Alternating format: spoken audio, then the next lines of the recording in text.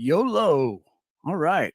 Everybody stand by just for a minute here. I want to make sure everything comes through on the YouTubes here. Bear with me and we'll get right into it. Let's see.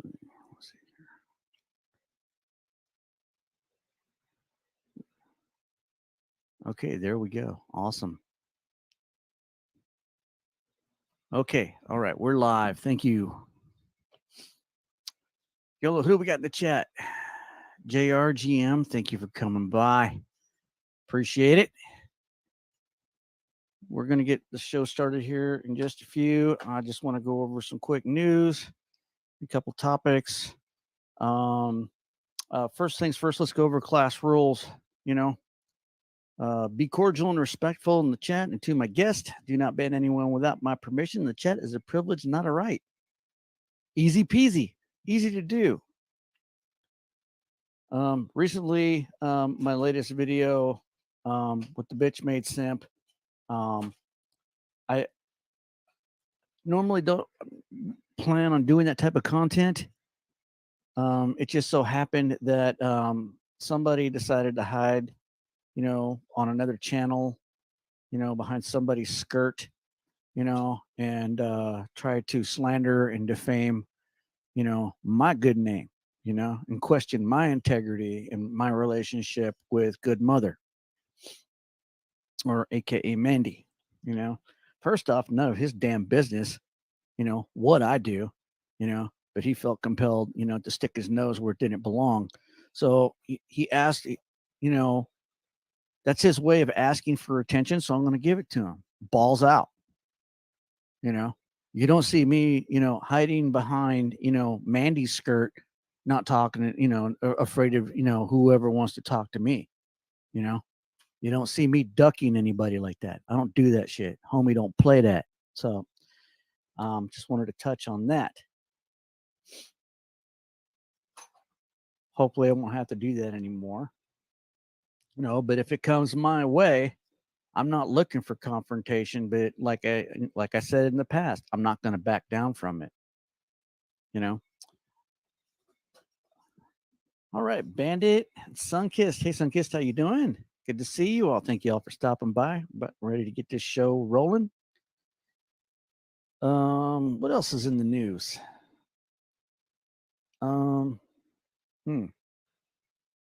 I guess that's pretty much about it off the top of my head. Still working on the StreamYard thing. I'm got my video editor up and running, and hoping to put out some more entertaining, content in the near future, other than just these types of streams. Not that this, not that this isn't entertaining. I love doing interviews. This is great, and the reason why I like doing interviews, one-on-ones like this, is without interruption. That way you can hear, my perspective, and we can get Iridium's perspective on this topic. The same, like, if you go back and listen to Bandit, it's a very interesting conversation, between, two wise men. And just coming to our, sharing that mentoring experience as an example, and just doing something as simple as that, as talking to somebody like that and having that conversation. You get a takeaway from that, because I learned a lot from Bandit. I'm sure he learned some stuff from me as well, and he's gone forth onto the communities and stuff, and he's spreading, his mentorship and his wisdom on things. And I'm so grateful, to have him in the community, and doing what he was doing. And my buddy Iridium Kush, who's getting ready to come on here any minute now, was doing the same thing. I noticed in the past week, he's been on Hammerhand. He was on Contriver and Mother's channel earlier today, spreading his wisdom. So all of you know this gentleman very, very well. You've got the chance to, talk to him, hear his concerns on things, and get his input, and that's what, I'm hoping to do here today, is to do a one-on-one, back and forth, with him, to see what we can find in an exchange of ideas. Because since he's come in this community as a MGTOW, I'm sure he's had his own perceptions. He's a very smart, individual, as you all know. And I think it's just going to be his take is going to be really, really interesting. And I want to bounce ideas off of him and get, his perspective, since he's, you know, an educated man, professional career. He works in chemical engineering. He travels all over the place and everything. So um, one of the main things that I want to do when I bring guests up here, and something I didn't touch on with Bandit about, was like career paths. Because I remember back when I was mentoring the young men that were coming into my community, the young MGTOW, I'm talking teenagers here, okay? They didn't have, direction. They didn't have the father figure to, to point them in the right direction, to encourage them to go forth and to, follow their goals, complete those goals, so they can make it through the labyrinth of life, and chase down, their dreams and, like Island Hermits doing, you know we need more of that in this community. And this is what I've been talking about for years.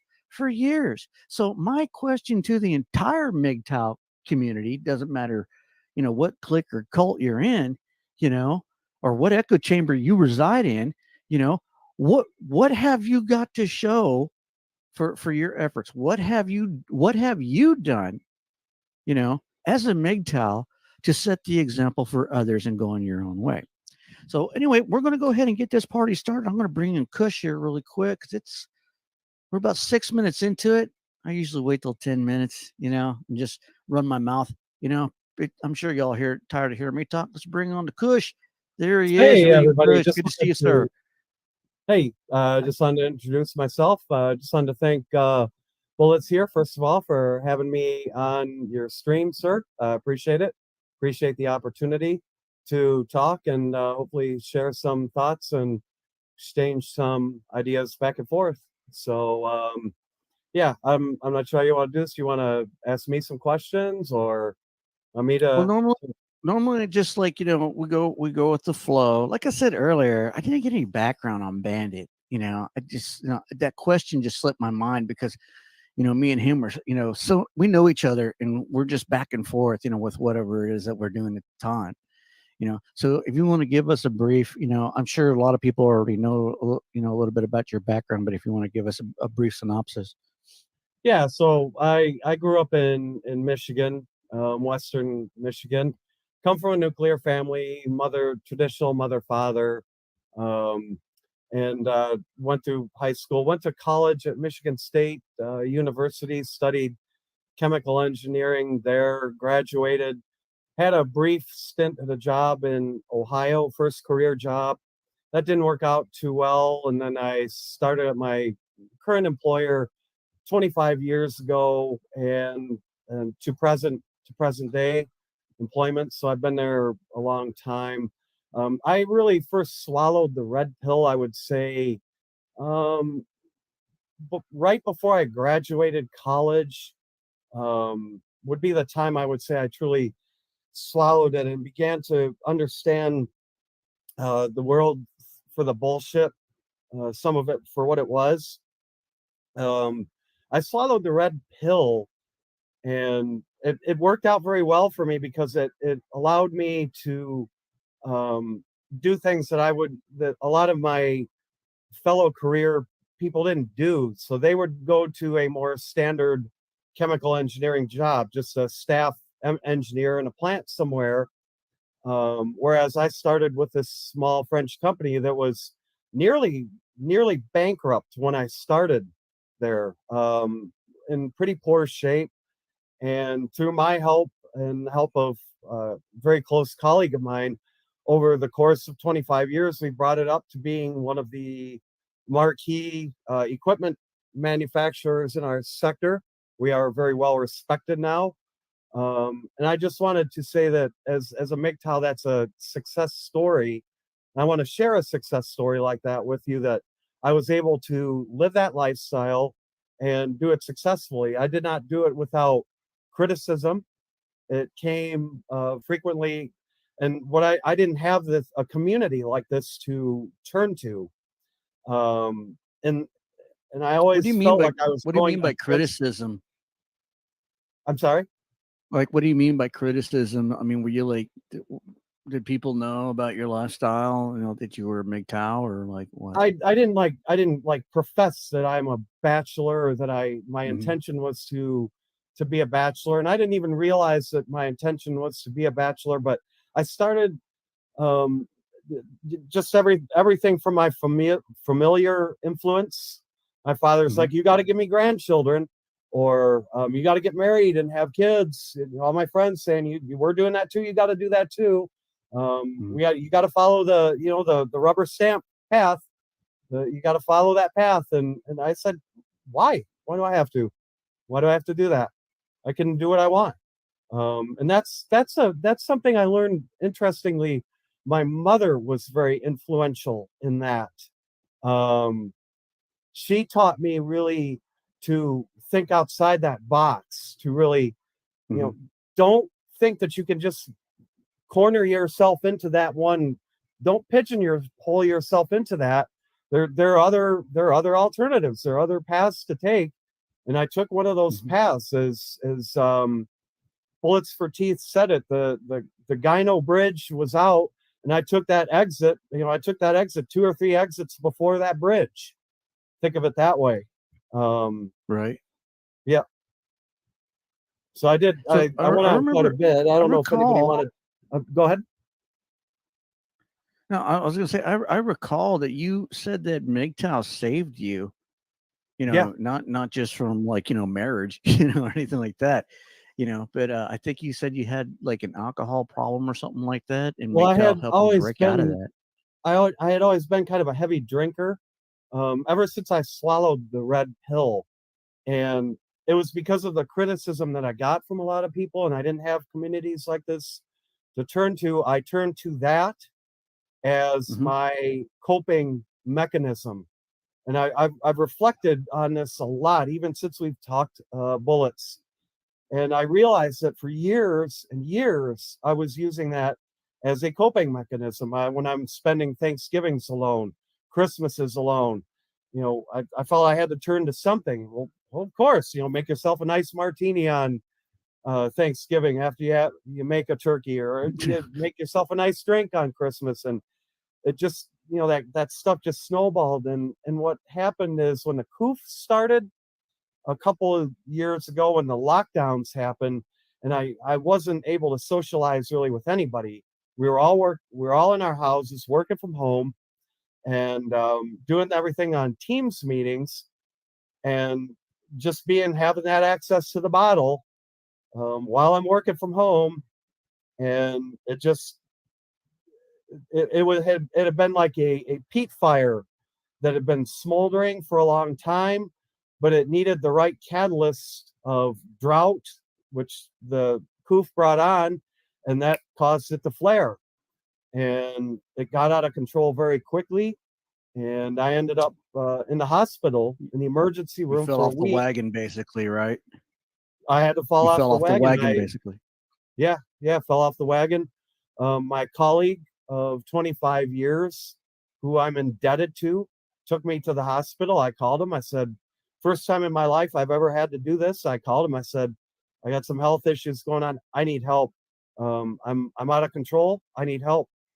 And he came, and he took me to the hospital, to my doctor, and they're like, we need to get you to the emergency room. They went through all the procedures, and um, I was diagnosed with cirrhosis of the liver. I have a cirrhotic liver, as a result of it. So I had to quit drinking, and I've been sober now, alcohol free, for 2 years, Mhm. and haven't touched a drink. Can't even stand being around alcohol. Can't even stand the smell of it, to be honest with you. Um, and yeah, that's the story. But I think that's really when I think I really got past my red pill rage phase, and just kind of have to accept the world for what it is, and that, um, You have to do for what's best for you, and you can't try and drop red pill knowledge on everybody. That's not going to work.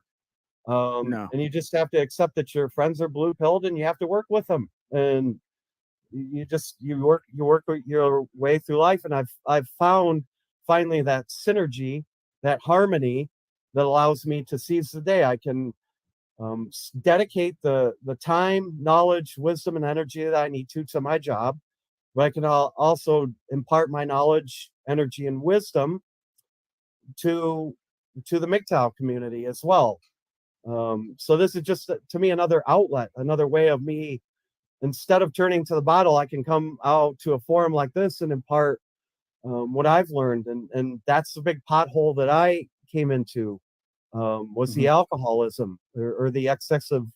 I wouldn't even call it alcoholism. I would call it, a lot of people call it gray drinking. You're never like shit faced fall down drunk, but you're never really stone cold sober either. You're kind of in that nether zone in between, where you're kind of Right. in a hangover, coming up, coming down, kind of, but you're never full capacity. I've been there, man. I quit drinking a couple years ago after, I think it was like New Year's 2019. I woke up on January 1st and I found my pants in the dishwasher and the cops were looking for me. Apparently I had a head on collision with a well house or something. I hit my head, and there was blood and the cops were just worried about me and everything. But after that, because I don't even remember it because I'd have to go outside and I went over like, over the fence over to the next property and I had and I guess I don't know what I was doing, but I did something in the well house. I broke the well house, and I cut my head, you know, and yeah, after that, and I had to quit because if you can't remember, if you're No, blacking that's the out and doing part that, stupid shit like that, it's time to quit, you yep, know? yep. And You know, that's where I didn't learn. I had a couple times where I blacked out. That scares the shit out of you. Um, that scared the shit out of me. And it's funny you talk about that. yeah. I lived in Germany for a period of 6 months before my Hmm. senior year in college. I did a co-op over there, worked as an analytical chemist over there, and I was stayed in a loft with an old woman who worked at the company. She rented it out to me, and I speak pretty good German, and learned it even better over there. That and if I will give my advice to anybody, if you have a chance to live overseas, do it. That's a good MGTOW thing to do, in my opinion. Hmm. Learn another culture, learn another language. But back to the track. I had gotten really drunk off some local beer. Some of the beers in Germany are like 14% alcohol, super Yes, they are. super fucking strong. And it was a hot summer day there, and I got into a six pack of that shit and just chugged it down. And I just got hammered. And I went out and I went out to I wanted to go out to the local club, the discotheque down there, to party. And the door to the apartment building where this lady's flat it's this all glass, bevel glass door. And when you open it to the inside, it latches open so that if you need to come in and out, bring stuff in and out, groceries or whatever, well, you have to disengage this latch with your foot when you leave to close the door behind you. Well, I was so fucked up, I had forgotten you have to release that latch. So I just pulled on the door and tugged on it and tugged on it. And finally, boom, the whole glass part of it shattered, and it stayed in the window. It didn't shatter and make a mess everywhere. And there was nobody around. And I just took off like a bat out of hell around the corner and went back to the club. Went to the club, partied it up, came back that night, even drunker and shit, passed out. Um, Noon, and this woman, backstory, this woman always went out to the countryside in Germany to take care of her parents who were elderly. So I had the place to myself. And so I get this knock at her door at 12 o'clock the next day. And he's like, and the guy's speaking really good English. And I'm like, where are you from? He's like, oh, I'm actually I'm actually Mexican, and I lived in the United States for a long time, and so he spoke fluent English with me. He's like, you don't know what happened to that door, do you? I'm like, no, I really don't. I thought I heard a crash or something. He's like, yeah, we heard that crash too, and we heard you go running away from it right after it happened. Wow, man, party on, Garth. Damn, Yeah, dude. and they had to Sounds like good luckily, times in Germany. and the door cost 300 Deutschmarks to replace, and that time it was about 300. That's about 300 US dollars. That was before the euro, Hmm. and that's about $300. Today's money, that would probably be like $700. Hmm. And luckily, her insurance covered it. Yeah. So, and she was just wondering, like, and then she came up and said, one of the other neighbors that night said you woke up all the dogs in the apartment, and they wanted to call the police. And like, oh boy, I'm really sorry. As they say in German, and this woman didn't speak any English. I'm just Entschuldigung, Entschuldigung. I'm so sorry. Don't kick me out of here, please. I'm here alone. But she was actually pretty cool about it. So It sounds cool. Yeah. Yeah. I hear most, a lot of the German people are pretty cool, and and they're nice enough not to bust you like that, but yeah, yeah, man, partying in Germany, dude, sounds like a really good time. I mean, you were really fortunate, to have that career path to let you do that. You know, yes. if I could ask, let's talk a little bit more about your career path. And what inspired you to go down the road to become a chemical engineer? I mean, was there something specific that, or somebody that you knew in your life that helped propel you down that path?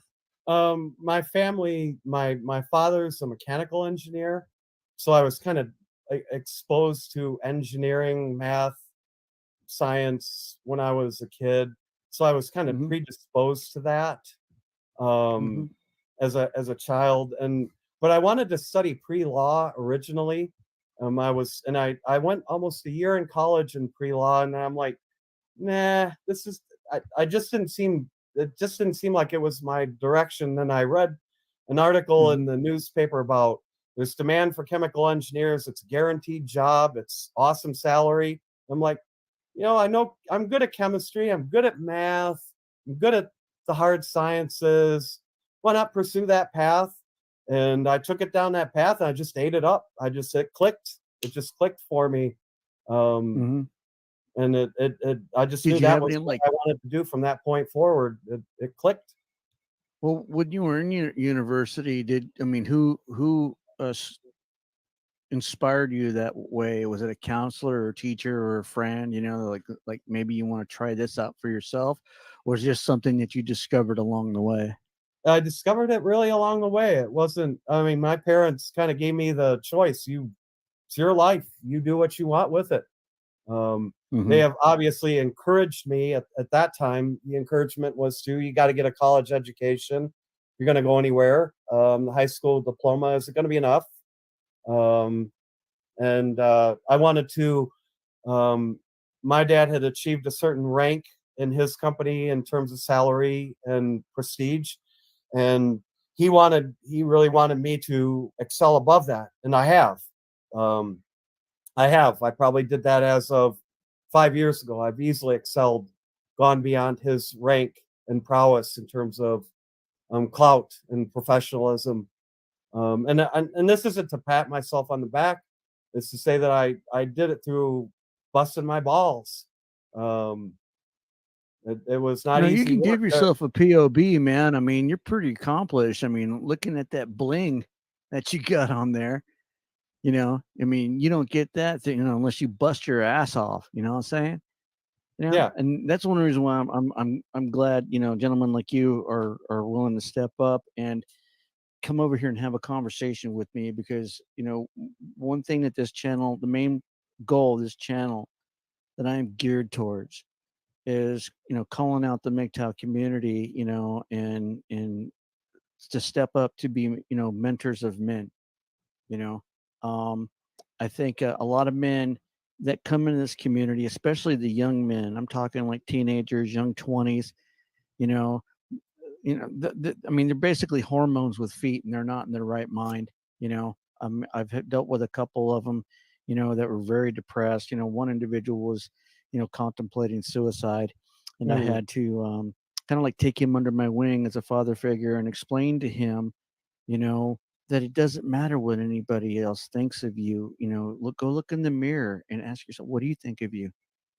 You know, because the only person that'll love you, nobody in this world will love you more in this world than you love yourself. So when you look in the mirror, you got to remind yourself of that. And, don't be afraid to, tell yourself that you love yourself, because that's the most important person in your life, you know, next to God, you know.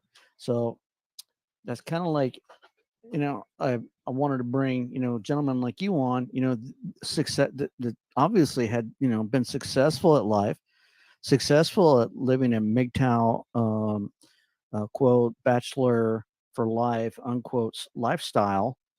It's kind of like the way a lot of MGTOW seem to be. I mean, not all of them are celibate monks. I mean, I don't expect any young man that's coming in this community to follow the no, path that I no. went down. Oh hell no, don't do that. Don't go down the road I went down. Pick somebody else. Go down the road Hermit went down. Go down the path that Iridium went down or Bandit went down. Don't go down Bullet's path. So being going through what I went through, and learning, from the school of hard knocks, I mean, I have that perspective, to tell people, to find, a good mentor, I mean, I had some pretty good ones, I mean, I've learned a lot of shit. I'm a jack of all trades and a master of none, you know, but I know a lot, you know, and, uh, that's my thing that I've been talking about in this mentoring thing that I'm doing here is, I'm asking like the rest of the MGTOW community, where are all, the great MGTOW at? Where are all the successful MGTOW that, that have come in this community that they have pushed on into a MGTOW lifestyle to become successful, whether it be successful in education or business, or health or whatever it is, you know. I really don't want to touch base on it, but one person that comes to mind is Vincent MGTOW, and I knew him way back in the day when I first came in the community and everything, and I was surprised as hell to hear that he passed away, you know, and I think the red pill kind of like had something to do with that, and it was probably he just let himself go, because I did that, kind of like the way you did when you let yourself go hitting the bottle and everything. You can do that, if you get in that depressed state. And what I feel that we need in this community, not just in, my spectrum of MGTOW, but the entire spectrum of MGTOW, and all of these great sages from TFM, Stardust, who, pick your whoever it is you follow, Terrence Pop. We need a new direction. We need positive mentorship, and they need to start talking about it, and they need to start talking about it now.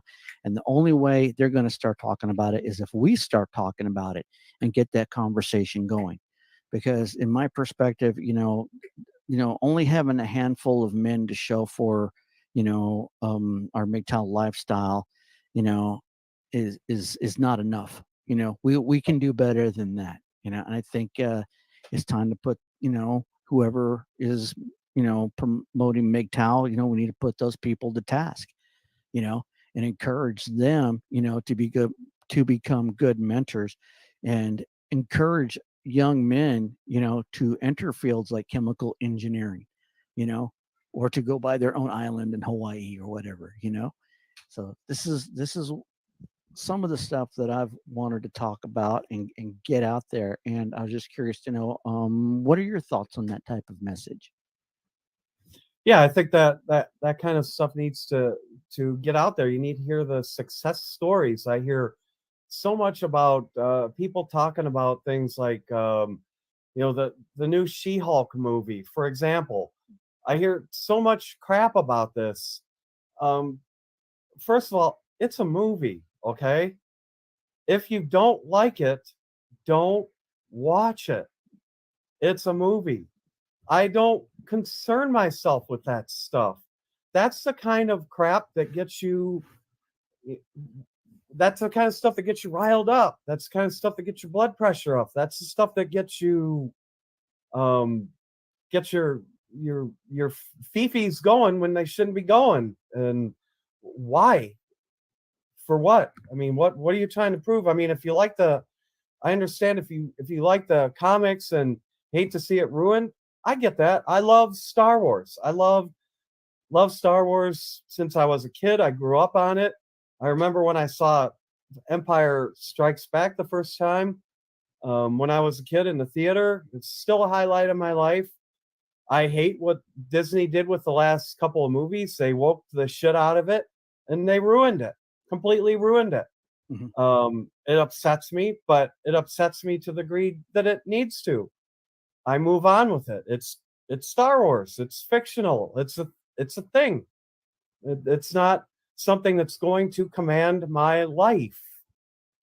And it's those kinds of things that we need to get away from. You need to focus on the things that you do that make your life productive. Um, Learn a new language, take up a new hobby, go hiking, do what Hermit does, go to the gym. Hermit has been an inspiration to me on really maintaining my exercise regimen. That's I glean that from Hermit. He's been he's been an inspiration to me in that regard to get my ass up out of bed every day and exercise every day, um, and do that. And I mean, there were days in Baltimore when I didn't want to get up and exercise at 6 o'clock. I didn't want to get up at 6 o'clock in the morning and go downstairs to the gym and pedal on that bike. But by God, get my ass up, go down to that gym, and after I do that, I feel better anyway. Um, and you just get into the habit of that. I've actually gotten to the point now where if the first thing, like when I checked into the hotel in Baltimore, the first thing I go in there is, they're talking about the free snacks and whatever, and asked about the gym, and my first reaction is, "Where's the gym?" And it was like that reaction, and that's the kind of reaction I want to be having. I mean, those are the kind of reactions you want to be having um, in life, and people who can encourage people to do those kinds of things. That's what MGTOW mentoring is about to me. Is you teach somebody to be better with their health, and that's critically important Mhm. to me now with what I've gone through in my life. So any of that kind of mentoring, or if I can help a kid through the pitfalls of college, I'm not going to tell any 21-year-old kid to be celibate, to be a celibate monk. That's not a reasonable expectations. I'm not going to set unreasonable Right. expectations. I'm not going to set any expectations of you. I'm going to tell you, here's what I can give you as a guideline. You can take it and roll with it. You can choose not to roll with it, but it's up to you at the end of the day. I don't think that flame content, red pill flame content, or female nature content, is inspiring anybody to achieve anything in their lives. I mean, there are other motivational videos on YouTube and other motivational content that isn't even related to MGTOW that is more inspiring than a lot of the red pill channels that I've seen out here. You know, and I'm just kind of like confused about when these grifters come in here hawking T-shirts, and asking for super chats and basically making a market out of MGTOW, which is if they're doing that, if you're coming into MGTOW to market and make a living off of MGTOW because you see a market, you're seeing all these men in this red pill community. I can make money off of them. To me, that is not a MGTOW. That's just somebody grifting, in that community, setting up market. You know, a real MGTOW, in my opinion, in my own opinion, from my own experience, is somebody who doesn't make a living off of the suffering of other men or off of this community. They're out there doing it. You know, they're out there getting that chemical engineering degree. They're out there getting that island that they want. You know, they're out there doing it. You know, and I'm not seeing a lot of these channels do that. You know, all I see them is provide perpetuate more flame content, you know, Hmm. in that community. And in that process, it keeps those men in a state of rage. And there was a quote that I read somewhere, I can't remember who said it, but um something like, you're if you're consumed by hate, you can't get over your pain. You know, I can't remember who said that quote. Yeah, they said that if you can't get over your rage or your hate, then you can't get over your pain. So you got to stop the hate. You got to get over the rage in order to deal with your pain and get through it so you can move forward, you know. And that quote, I'll dig it up. I'll figure out who the hell said that, you know. But that there's truth to power in that, you know. And that's what Hmm. I see a lot of these guys that are in this community, to the point to where they don't want to hear anything I have to say, you know. I mean, they've shut me out. I mean, I got to be careful where I post my videos now, because you know my friends, you know, get 15 or 20 emails in their inbox if I post something in their server, you know, because they don't want me, you know, influencing anybody, you know, in a positive fashion over there, you know. That I'm not going to go into that, you know, but I just want to touch base on that. These people, you know, they're just so just consumed by their rage, and I was the same way, you know. And it just closed off my mind. I didn't give a shit what anybody said. I hated women. I hated society. I hated the world, you Hmm. know. But it took me a while, you know, to figure out, you know. I mean, this is getting me nowhere, Hmm. you know. Yeah, Um, and then and what are your that's where it thoughts? ended up. And there were a couple points I just wrote a couple of notes down. The my attitude about the monetizing content. A lot of these guys who are coming to MGTOW are guys who've been hurt badly financially, been through divorces, been through alimony, been through some bad shit, been through domestic assaults, been through all kinds of crap. The last thing they need is somebody else fleecing them for money. That's the way I look at part of that. The second part of this, I looked at, where did I put it? Mandy wrote a comment about this, and she said the flame content has its place. Um, I agree, Yeah, and I agree it has a place in that I look at that and I have the wisdom to look at that and say, I know what that is. I know it's bullshit. It's something some of it, a lot of it's bullshit. It's stuff that I can laugh at. I can laugh at some of that stuff, and yeah, it's funny as shit. Um, when you it's force, entertainment. I'm It's not sorry, something that should consume your soul. no, exactly, Just yeah, exactly. saying. But Some of these guys, I think a lot of these younger guys get duped into that though. yeah, That can be a toxic trap. yeah. It was for me. I mean, I consumed it left and right. You know, I didn't want to see or watch or listen to anything else. You know, and you're in that. You know, when you're surrounded by ragers, you're going to be just like them. You know, um, they say, you know, you're treated the way you act. You know, you're judged by the people you hang around. That ain't no lie. You know, I was in it. I was in it. You know, my buddy Contriver was in it. He was in it for a long time. Even you said that you didn't come out of your rage until like a couple years ago. You know, so am I to assume, you know, that you've been raging for quite some time? You know, probably even longer than Contriver or myself. You know, put together.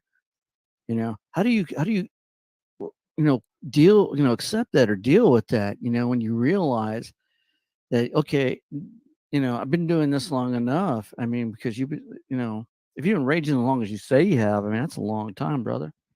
Well, it took a toll on me mentally. I had 3 seizures. Wow. Um, yeah, part of it was alcohol induced, but was it part of it because of that constant war going on in my mind? Sure, sure it was. Wow. Um, Dude, that's and heavy. Yeah, yeah, and I mean, you can die from that shit. I mean, I've looked death in the eye a couple of times because of this. Um, it's not a joke to me at all, You at know, all. this is cool that you bring this up because we as MGTOW, we're all about anti-suicide. We're all about helping and saving men to keep men, from killing themselves. But in the interim, when they come into MGTOW and they're put through this rage, they're put in such a depression, many of them put such a depression, it could be detrimental to their health, which what many people think, happened to Vincent, you know. It's possible. He just ignored he just ignored his health, you know. Even I, ignored my health. Well, I Just did too. recently I went and saw a doctor and I found out, that I have an issue that I got to deal with and I'm dealing with it, you know. If I didn't catch it earlier and and I didn't go check and if I kept raging and just didn't give a shit anymore if I lived or died, I wouldn't have gotten, checked out, you know.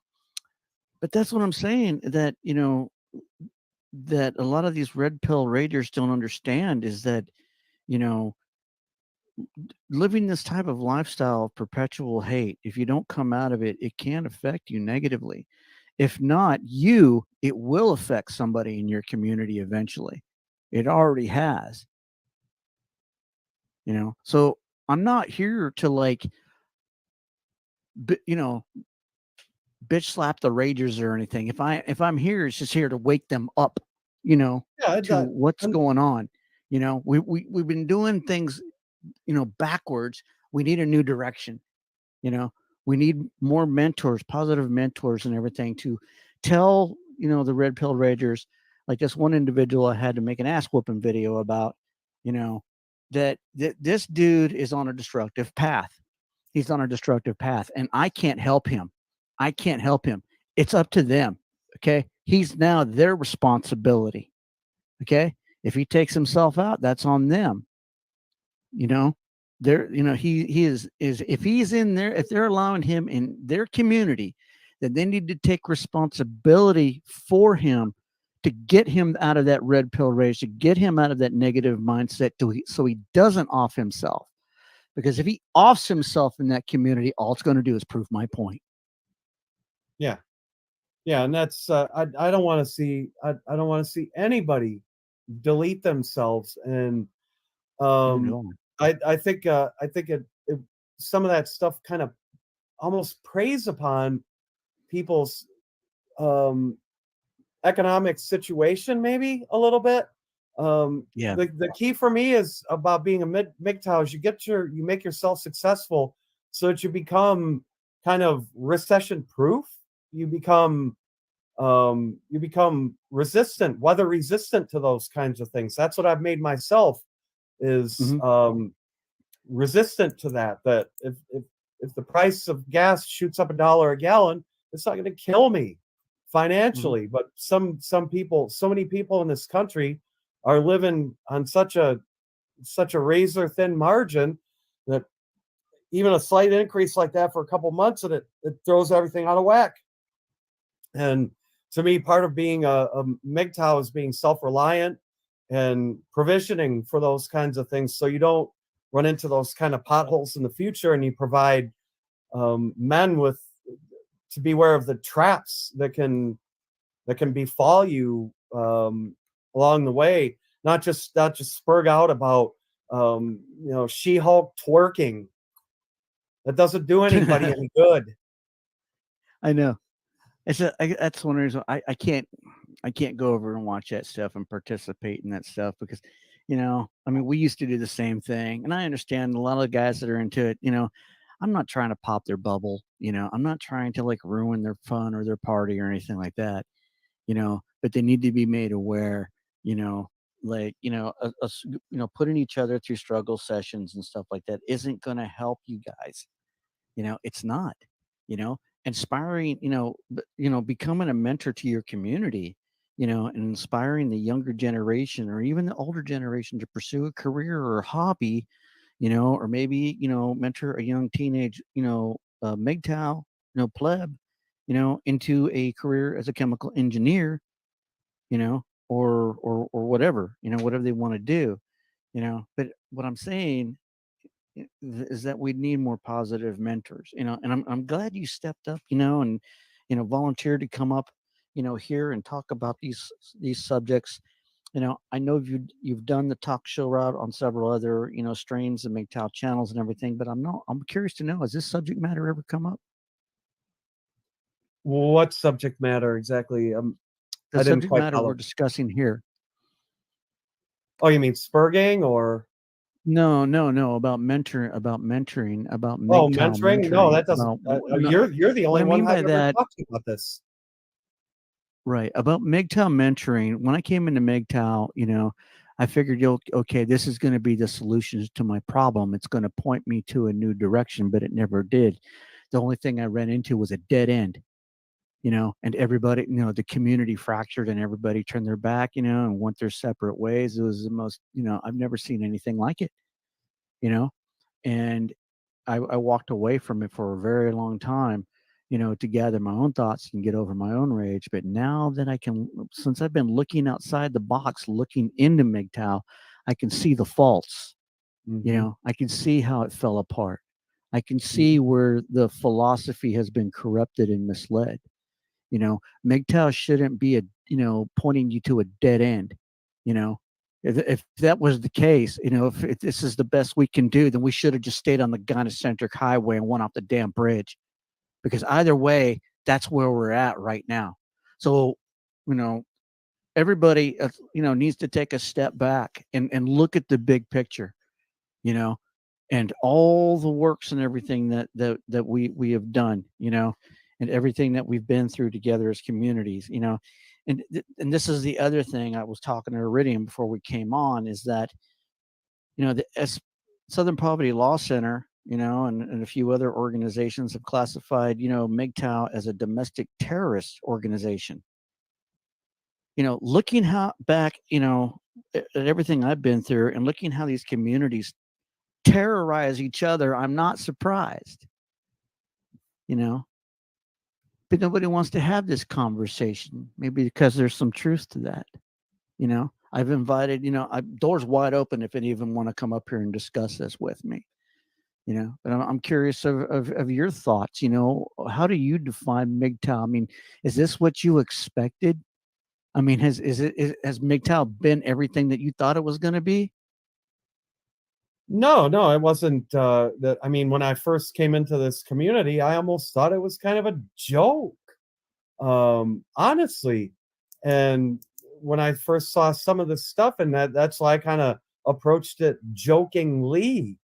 It wasn't until I dug a little deeper into the rabbit hole until I found guys like you, Bullets, guys like JR, guys like Rusty, and I started to acquaint myself more with some of you guys who are, in my opinion, the serious guys about it. I really began to learn that this is a very serious philosophy. It's a very serious lifestyle that I have lived, and I see a lot of the. I entered. That was my first entry into MGTOW, was some of the original kind of making fun of stuff, making fun of 304s and that kind of stuff, um, and I didn't take it seriously initially. Then I started delving deeper into it. It's so much richer than that. That's what I really want to tell people. It's it's a pleasure to speak with someone like you, to have dialogue with someone like JR or someone like Mandy. It's so much richer than that. It's that to me the Spurg stuff. That's just the icing of the cake. That's the tip of the iceberg. That's just a small piece of a um, much bigger idea. To me, that's how I view it.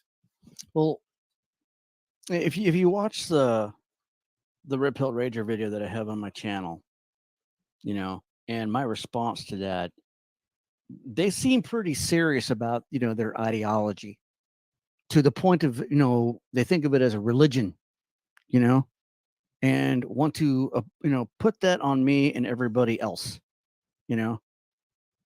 and want us to automatically respect that, but however, they know they're not showing the same, respect, for our point of view on it as well. You know, I don't look at MGTOW as an ideology. I look at it as like a lifestyle. You know, it shouldn't be something that you should be persecuted for. It shouldn't be something that should give you the right to persecute other people.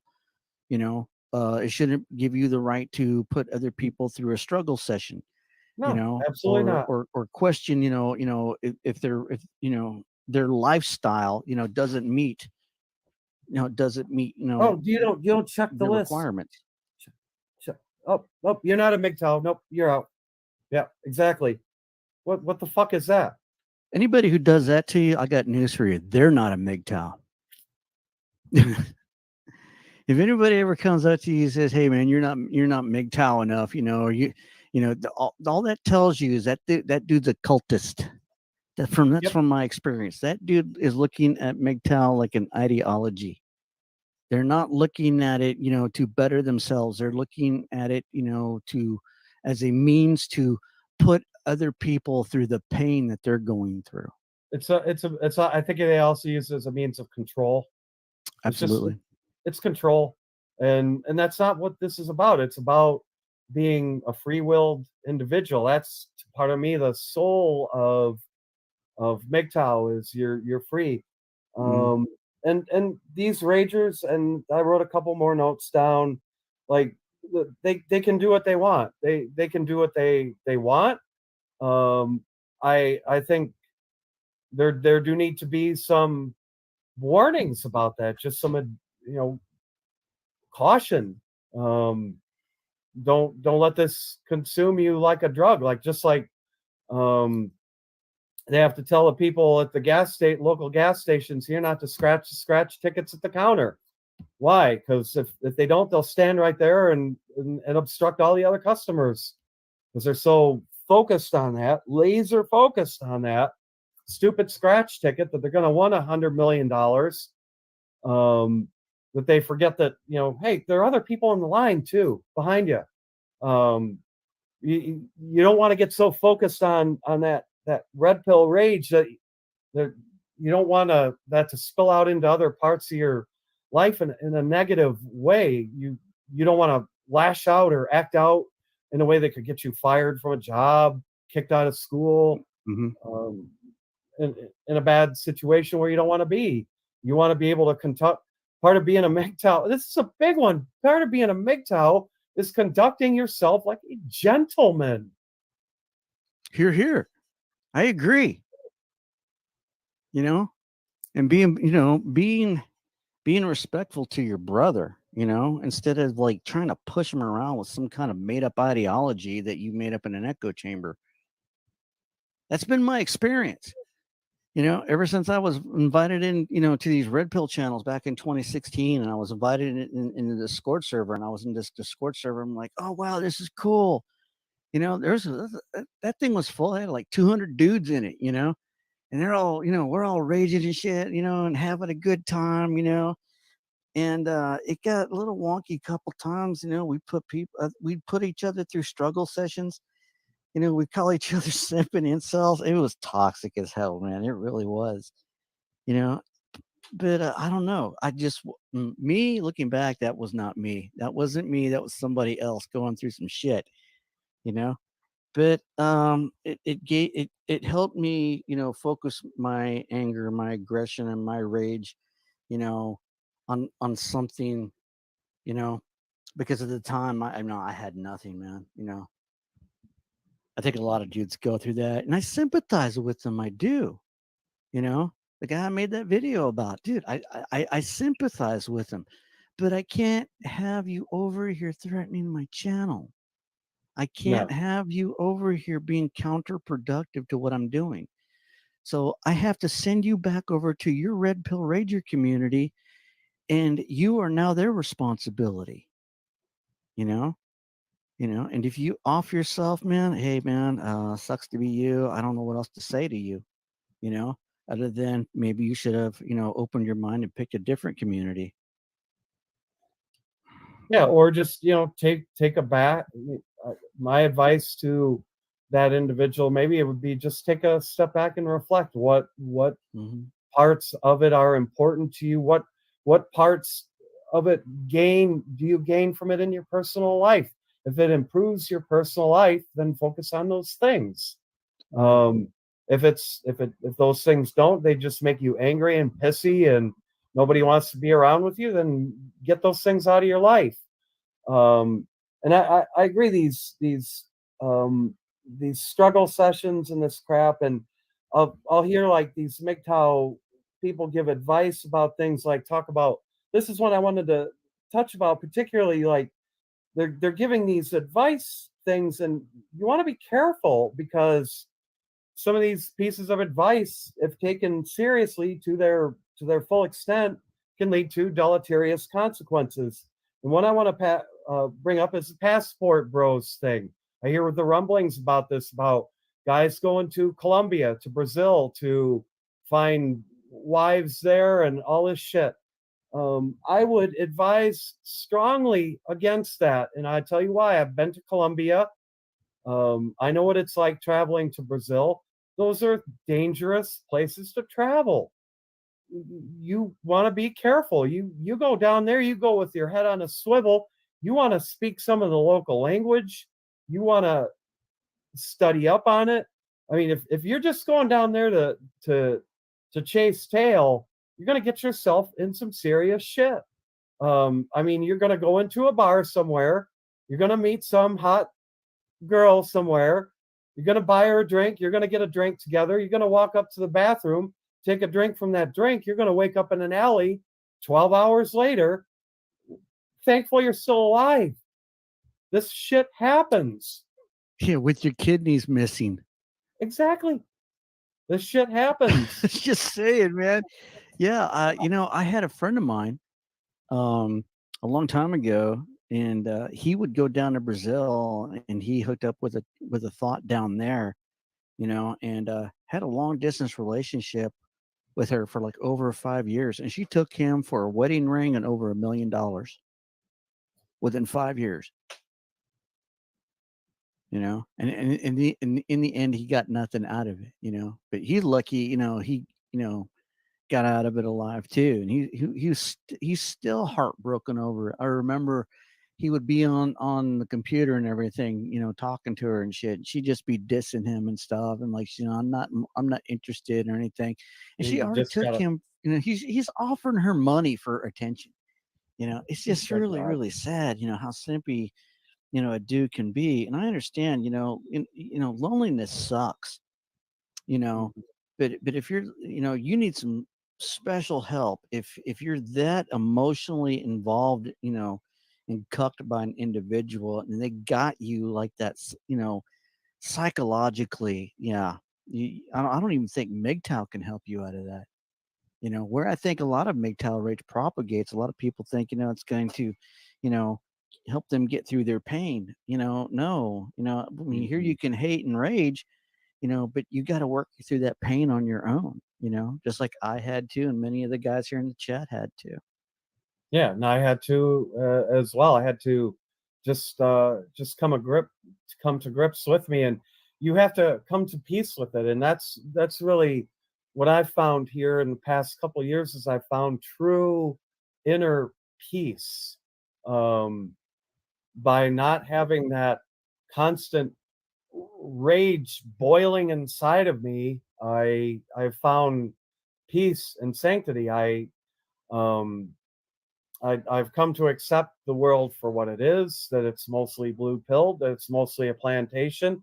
Most of the people I work with, they will never know their life outside the blue pill. I can't change that. Um, Hmm. what's getting Go ahead. Well, I just wanted to ask. I mean, since you've been, on YouTube and in these MGTOW forums and communities, or Discord servers, have they ever tried to put you through a struggle session? Did they ever put you through that? I don't know that anybody ever really did that to me. I think I'm the just main curious. reason is because I didn't come across as weak. I never come across as weak when I'm speaking on a server, because I've been doing Teams meetings for years. So, and I've Hmm. been speaking in front of groups physically for years. So I don't get intimidated by somebody else's opinion um, on something, and and I'm just that's just the way I am. If I disagree Well, with I'm just something, curious to know, has anybody like confronted you with, MGTOW ideology or anything, like on a panel, like an ambush, like what I refer to as an ambush stream? Because it's happened to me a couple of times. I wouldn't say necessarily that. Maybe like, um, I think maybe the closest thing I can come to is I was solicited to, like, would you be into the passport bros thing because you speak Spanish and Portuguese? Hmm. Would you be interested in going on a trip to the Dominican Republic? And ah, not really. Um, it'd be something I do. It'd be something I do on my own, just for fun. I don't need to do it with a group of guys. I just do it on my own. Hmm. That's just not a thing for me. I gotta go with your little clique down to Brazil or the Dominican Republic. I can understand the protection in numbers, but I also understand you're just part of a stupid clique at that point. And that's just not me. That's not my steez. Hmm. Um, Yeah, mine either. I have, I always I, travel alone anyway. Sorry, I keep walking on you. no, no. When Chris Cantu and who else was it? There was MGTOW expat when they moved to Thailand and Cambodia. That was something that looked cool that I would want to do. But the more I learned about it, I'm like, there's some trade-offs with that. There's a lot of hoops that you have to jump. Chris Cantu had to jump through a lot of hoops, in order to stay there. He would have to be in Thailand for like 6 to 9 months, and he would have to go to Cambodia for a few weeks before he can come back to Thailand. It's just, I'm not really sure how it worked, but it was something to that effect. And Chris, was talking to Miggy about it. That's Miggy 101, about how big of a pain in the ass it could be, to do that, Um, but I've heard about these passport bros. One dude in particular that's subbed to my channel did an extensive video on it. That he's world traveled. He's been around the world and stuff into several different countries, and he was talking about these passport bros. That when you get to these countries, you're thinking in your mind that these people don't know what you're on about, that you're an American in their country looking to hook up with a thought. Now they're automatically going to Preach, think that you're preach. yeah, that you failed, that you failed in your own country to get a woman, so they're going to be ready for you to whatever country you go to, whether it's the Philippines, Thailand, whatever. They're going to know what your game is about even before It ain't the first start your rodeo. bullshit. Hmm. Yeah, it ain't the first rodeo. I mean, they know. Right. I mean, they knew when I traveled to Colombia, it was for business reasons, strictly for business, um, not Hmm. for pleasure at all. But they see, they look at me, they see a white business guy, and they know what a lot of people like me are down there after. And I got solicited multitudes of times. All the taxi drivers know about it. They'll tell you, hey, I'll take you to the place you want to go for some action. Um, they all know they all get kickbacks for that, for doing that. That's Just all because they part don't of the speak little the network language that doesn't they mean they're have down stupid. there. I'm sorry. I said just because they don't speak English doesn't mean they're stupid. No, they are not. Um, and they take advantage of the fact that you only speak English a lot of the time. Um, Hmm. and the other thing I think that's important to understand, that's going to cost you a pretty penny to go down there. That's thousands of dollars for a plane ticket. That's thousands of dollars for a hotel. It's thousands of dollars for, hundreds of dollars for food. You can get up to $10,000 without blinking too hard. Oh yeah, Um, my buddy who was going down to Brazil, like I said, man, he shelled like over $1 million. I remember he got like a huge, a big ass inheritance. He got an inheritance. Some aunt of his died and left him like $250,000. He blew it all on one trip to Brazil. I Two believe hundred it. fifty thousand dollars on one trip to Brazil, and she got the majority of that money. Whatever thought he was chasing down there. Yeah, and then and those Telling women you, down there, they know the deal. yeah, no matter where you go, there you are. You know, you're going to wind up with some thought. You know, he's going to run you through the system. You know, And my attitude this has as been my MGTOW experience. is AWOLT. AWOLT. Wherever you go, Hmm. it's all the same. Oh, I totally agree. Oh, And you bear with me just a you minute. bring them Can to you this monologue country, for a they get what? second? I got to throw this cat out of my room. I'll be right Okay. back. Yep. Just monologue for a second. I got two cats that bother the hell out of me too.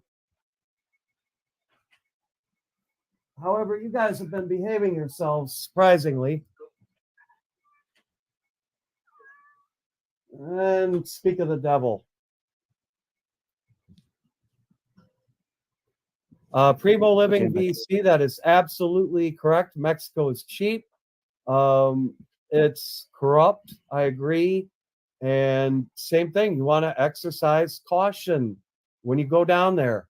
Um, exercise caution, and I recommend learning some Spanish going down there. Learn some basics. To learn new Um, skills, man. That's the MGTOW way. You yeah, know, and always be that's for learning me. something new every day. That's why we're here. Yeah, Now, I and um, that's the kind of takeaway I have from mentors of mine. Is you I remember a mentor who retired 4 years ago, a mentor of mine. He he always would say, "Mr. Iridium, I learned something today." And he always said that to me in kind of a serious voice. That means and that was his way of saying, "I had a productive day. I learned something new. I learned something that I can put in my mental toolbox." Um, that means I had a productive day. If I learned one new thing every day, I can say to myself, I've had a productive day. If I can at least say that much, if anything, mhm. um, whether it's I learned a new Japanese character, I'm learning Japanese calligraphy, I learned a new Japanese character, I learned a new fact, a new statistic. I love astronomy. I love cosmology. I learned about the orbital path of the James Webb Space Telescope. It's really interesting how they managed to make it basically orbit around nothing. Mm, They coordinate the gravitational pull of the Earth and the Sun in such a way that it basically orbits around itself.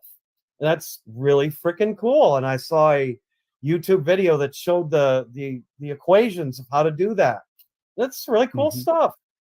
And I have the liberty to be able to ponder and postulate and think about that stuff.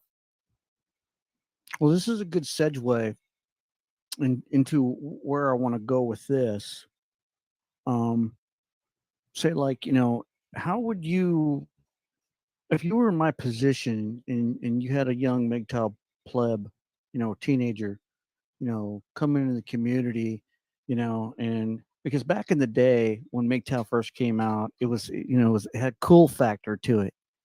Not so much anymore, and I think a lot of that has to do with a lot of the ideological bullshit running a lot of them off. Some of them are just as angry now as they were when they came in. But I'm curious to know, like, how would you, being the wise sage you are, and successful, MGTOW that you are, and have led a successful MGTOW lifestyle, as it pertains to you. Like, what would you say to a young man coming in this community? How would you guide them and direct them in a positive fashion?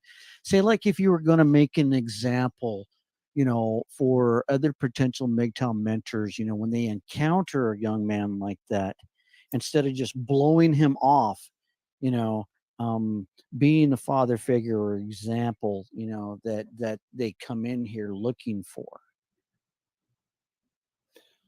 The way I would approach that is, I would approach it as, hey, look, the current society that you live in, I think you need to be aware that they're, young man, whatever, you need to understand that getting married and having kids isn't your only option. That's not your only rut in life. There are other options, there are other paths you can take, and the actual traditional paths that I was taught, that your parents are taught, that my parents are taught, um, aren't as good anymore as they used to be. They're not it's not what it used to be, and you might want to look at this other path as a better way because you can avoid some real serious pitfalls. Um, I took an alternate path that all the rest of my friends didn't take, and it made me a millionaire when the rest of my friends aren't. Would you like to know what it? Would you like to know more about that? That was just my Yes, I kind of. would. So basically what you're saying is like, I mean, you know, there's traditional paths and stuff. You can go down that road, but again, the bridge is out, or, you could take some of my, candid and sound advice, and stack paper to the ceiling. That's what it sounds like to me. Yeah, yeah, exactly. I mean, you can follow the traditional path. I can't stop you from doing that. It's literally Morpheus with the blue pill in one hand and the red pill in the other. It's your choice. Take them. It's like the Which one? opposite of But I'm that. not It's going to like, apologize if you take the red one. I take no you know, apologies for it. get this, I listened in on a red pill stream. I really didn't want to, but somebody said, "Hey man, listen to this," and I was listening to it, and it's like, these guys, these older gentlemen that are in MGTOW, I know everybody likes them. They're funny guys, they're good guys and everything. I'm sure you like them very, very much, but if you're like, talking about like, how do we, talk to the youth, and how to make choices today, or like how to arm themselves and stand up against the government and stuff like that. I'm like, these guys, no. Not everybody can, be a mentor, and I don't recommend, that you look for mentors in the MGTOW community. You can look for them outside of the community as well. It doesn't have to be a MGTOW to mentor you. As a MGTOW mentor, it's my, responsibility, I feel, to direct you to the right person you need to talk to. Kind Mhm. of like, the way I directed that young man, to focus on his teachers. If you have an issue with whatever your grades that you're in, go talk to your teacher about what you got to do to get those grades up. Because getting that high school diploma is the most important thing that you can get, you know.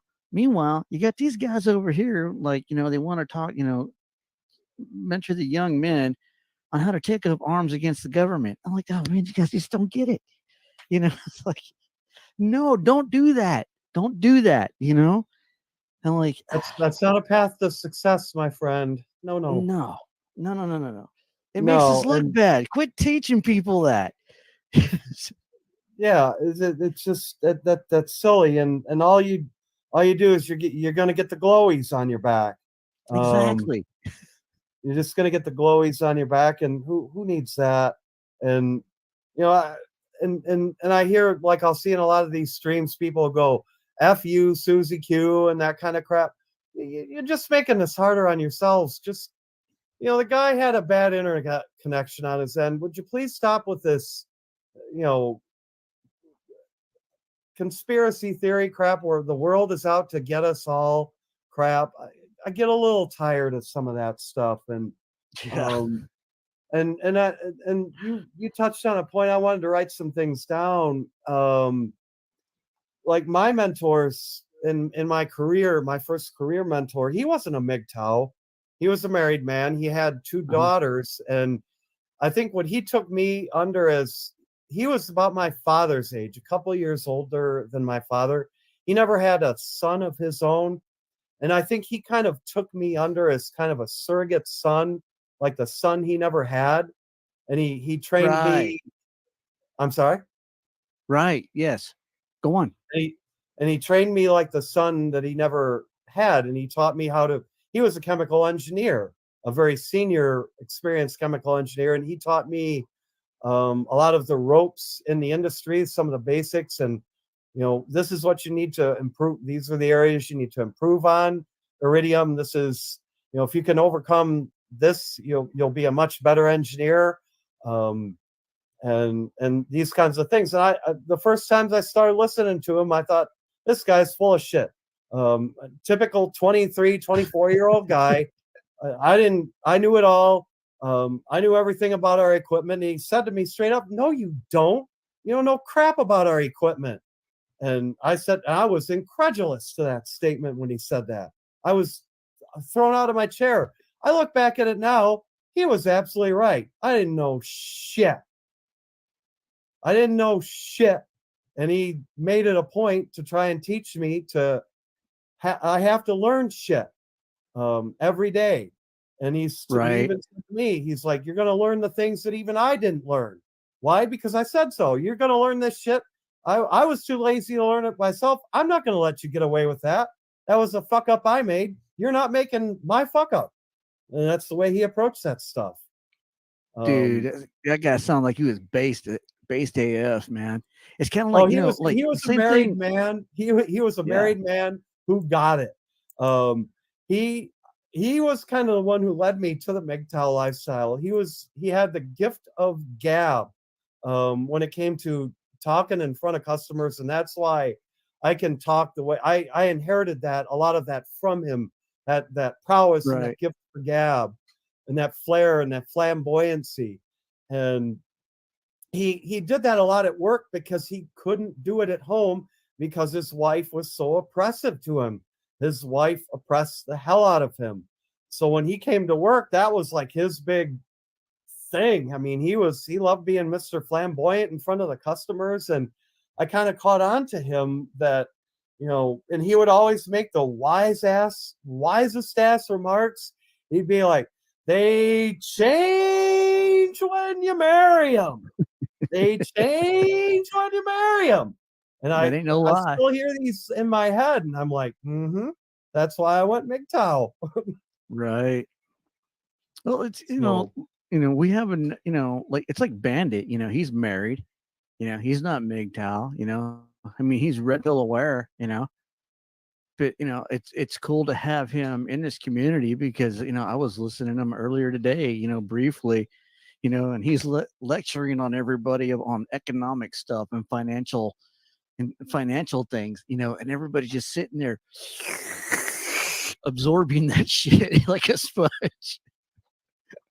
So yeah, I mean it's cool. I mean you don't have to have just MGTOW mentors in the community, and I think that's what we need to do is leave the door open, for positive people to come in and share their career advice and expertise, with the rest of the community, for people that have come to MGTOW, not just looking for a place to rage or vent their anger, but a place to find a new beginning is what MGTOW should be. It should have always been from the start.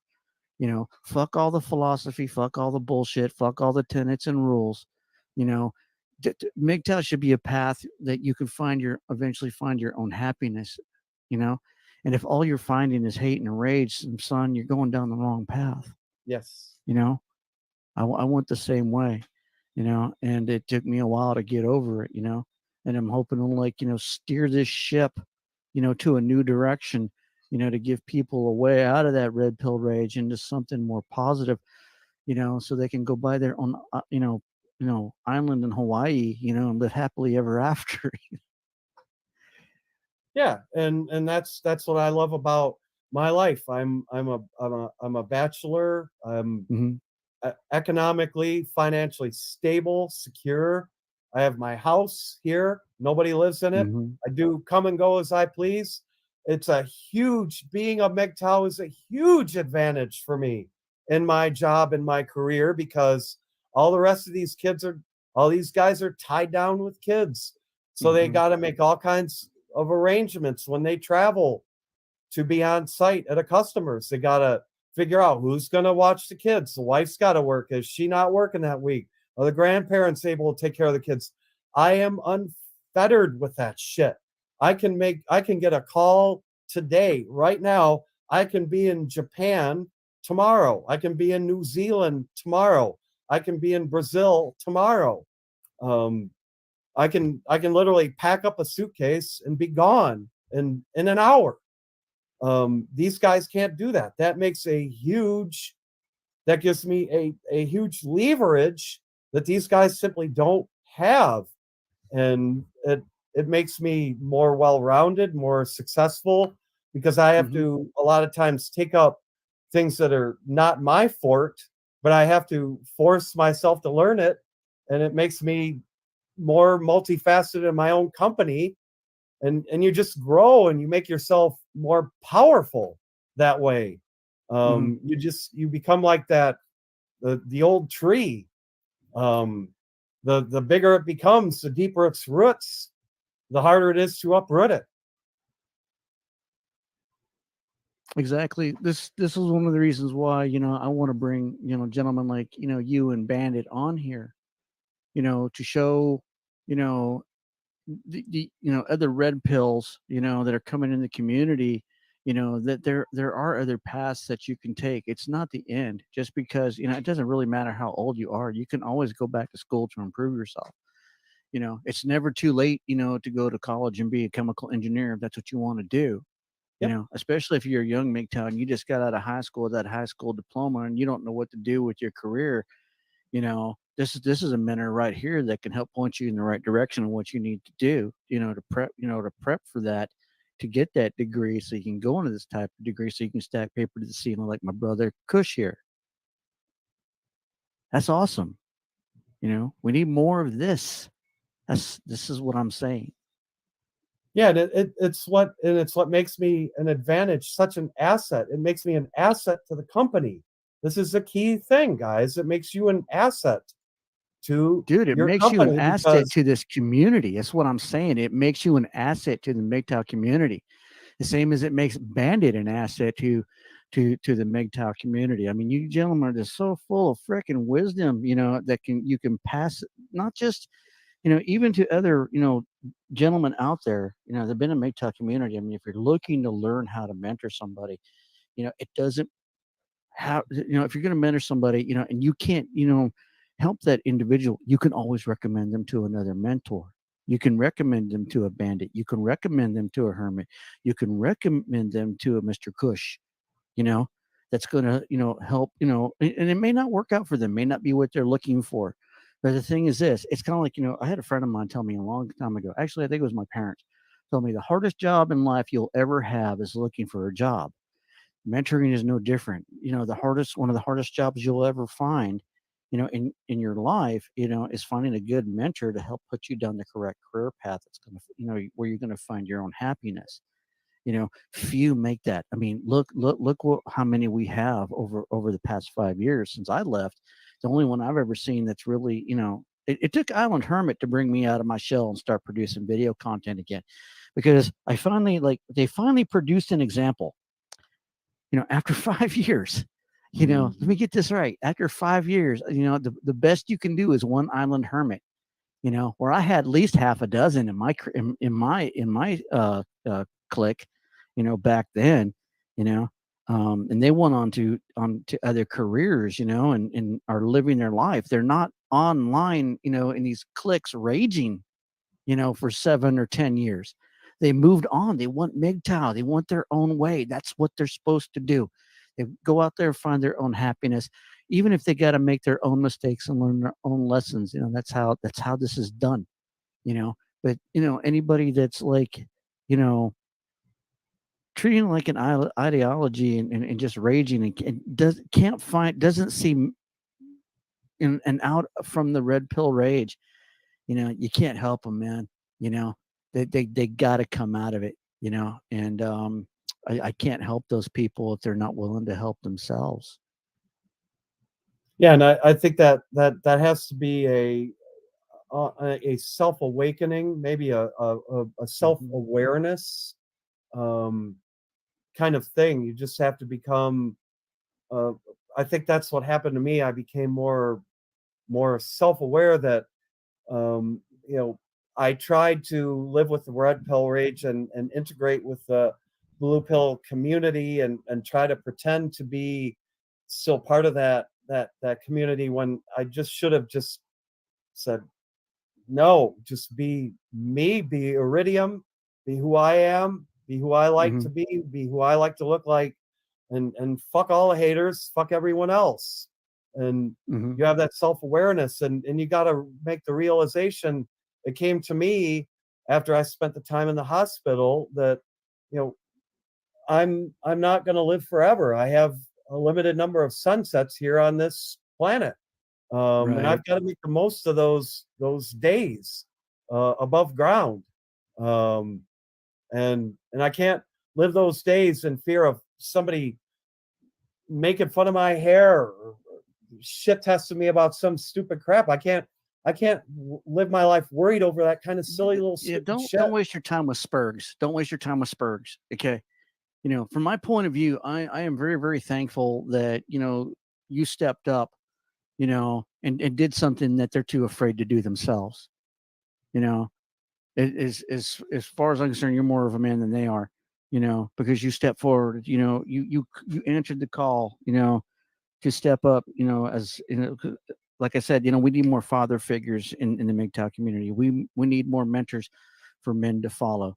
Okay. This isn't just a refuge for broken men to come, and just rage and abuse each other. No, no, no, no, no, no. We need a new direction. And the only way we're going to do that is if based dudes like Iridium Kush step up, like Hermit, and Bandit step up, and make it and become the example for others to follow. That's the only way, we're going to win hearts and minds and steer MGTOW in a new positive direction and change its image. It's been long overdue. All of these big ass channels, that everybody celebrates, as being the biggest MGTOW red pill channels and everything, haven't done that. They haven't done that. They haven't given, their audience a path to enlightenment, I guess you could say. A path out of that red pill rage. No, they keep Yeah, putting up flame content. They keep putting out female nature content. And they keep selling T-shirts and asking for super chats and shit. Like, I don't look at those people as MGTOW. I don't. If they're here perpetuating it, that's not MGTOW. If you're here making a market out of it and making a living off of MGTOW as a market, you're not MGTOW. Don't get me wrong. I mean, I enjoy the entertainment. Thanks for the T-shirt. But exactly. how's this Yeah, gonna yeah, fucking help me exactly. find my way through life? Yeah. Yeah, that's exactly, and I think there needs to be just like an asterisk by it for entertainment purposes only or something like that. I don't know. Right? I mean, just like it for entertainment purposes only. Please don't do this at home. I don't know, Right. something like that. Laugh at it. Laugh at it. Funny, Exactly. haha. Meanwhile, I got this paper I need to turn in by tomorrow. You know, Yeah, I got these sales receipts here that I have to process and everything, so I can stack that paper to the ceiling. I have a dissertation to do. You know, I got a workout program tomorrow that I need to focus on. Those are priorities. Those are the priorities that we need to be reminded. You just can't, you know, perpetuate, all your energy, on a YouTube forum, and put all your energy and hate and angst in that. That's not gonna better your life. You know, that would have been my answer to the rager that I dealt with earlier. And I would have asked him, like, how do you see a way out of this? You know, but yeah. he You have he to. just he shut down before I could even get to him. He was that consumed. Can't help anybody that's closed minded like that. can't have a normal discussion with a person like that. You know, it's going to take time. He's got to work it out for himself. Maybe, um, somebody will hear this, maybe talk some wisdom to him, maybe help him come out of it and work through it. I may not be the mentor that he seeks, you know, maybe he needs to hear it from somebody else. Hey, that's fine. Not a problem. You know, that you eventually you do need to hear this from somebody else, and I'm trying to get the word out to everybody, you know, that, to be aware, um, it's, it's like that gentleman, pointed out that Vincent, um, it, was so intoxicated with red pill rage, you know, that, there's a good possibility that was the reason why that he ignored his health, and didn't catch, his cancer earlier enough. If we would promote, good health, like Hermit does on his channel, and remind people, hey man, get checked out, work out, eat healthy, take care of yourself. If we would promote more of that content within the community and that type of mentorship, if anybody lives that lifestyle, wants to take on that responsibility to remind their audience, to take care of themselves and love themselves, because nobody else is going to love you. To thine own self be true, because no one else will. That's what I keep saying. That's what that means. You know, it's kind of like, I keep using matrix analogies. Know thyself. Is what the oracle says. But to me, it's the same thing as thine own self be true. You and I see a lot of these people. I can feel from them. I'm very empathic, and I can feel a lot of internalized hatred. You know, Mhm. I went through that.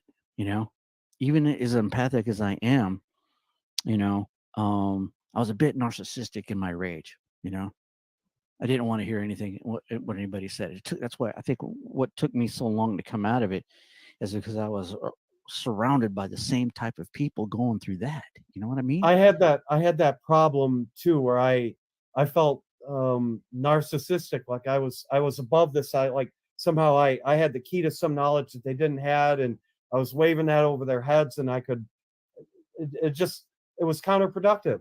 It just you don't do that. You live your own life. You interact with your people at work.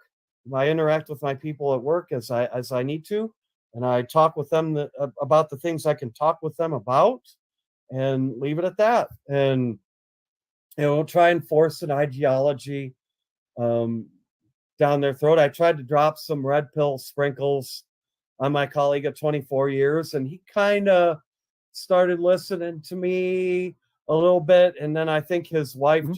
his wife and daughter just threw the gyno crap right back in his face, and he went right back into the shell. And it's just at that point, I just said, he's seen the little bit I've shown him. What he does with that, that's up to him.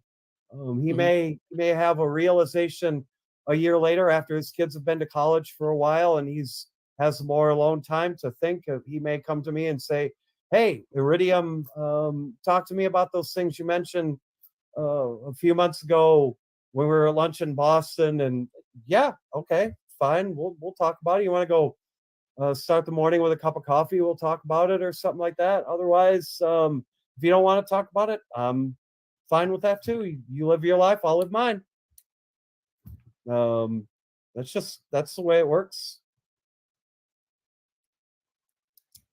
Yeah, I'm gonna um, break break one of my rules here. For one fast act, he says. So, are you saying Benson was such a red pill rage he ignored his health? From my understanding, from outside the box perspective, from what I heard, that's probably what happened. You know, don't take anything that I say as fact. As a statement of fact. It's what I heard. You know, but everybody will eventually get their chance. To talk on that subject. But I appreciate that input. One fast act. Thank you. Yep, and But, just to let you know, Bullets, I'm having a little trouble hearing you on the mic. mhm.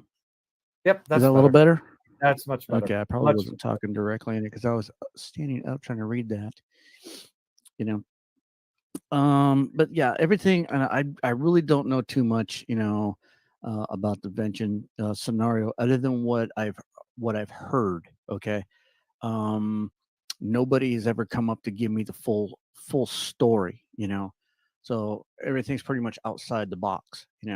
But from my perspective, even still, if it's true that Vention, did ignore his health, be- just because he was just depressed, and just consumed by red pill rage, that's a possibility because the same thing happened to me. When I went through red pill rage, it put me in a depression. You can ask my friend Lori because she helped me work out of it. Oh God dang, man, I was depressed. I was having suicidal thoughts again. I had to go to a freaking doctor to get medication. Just because of that, especially after my community was obliterated. Thank you.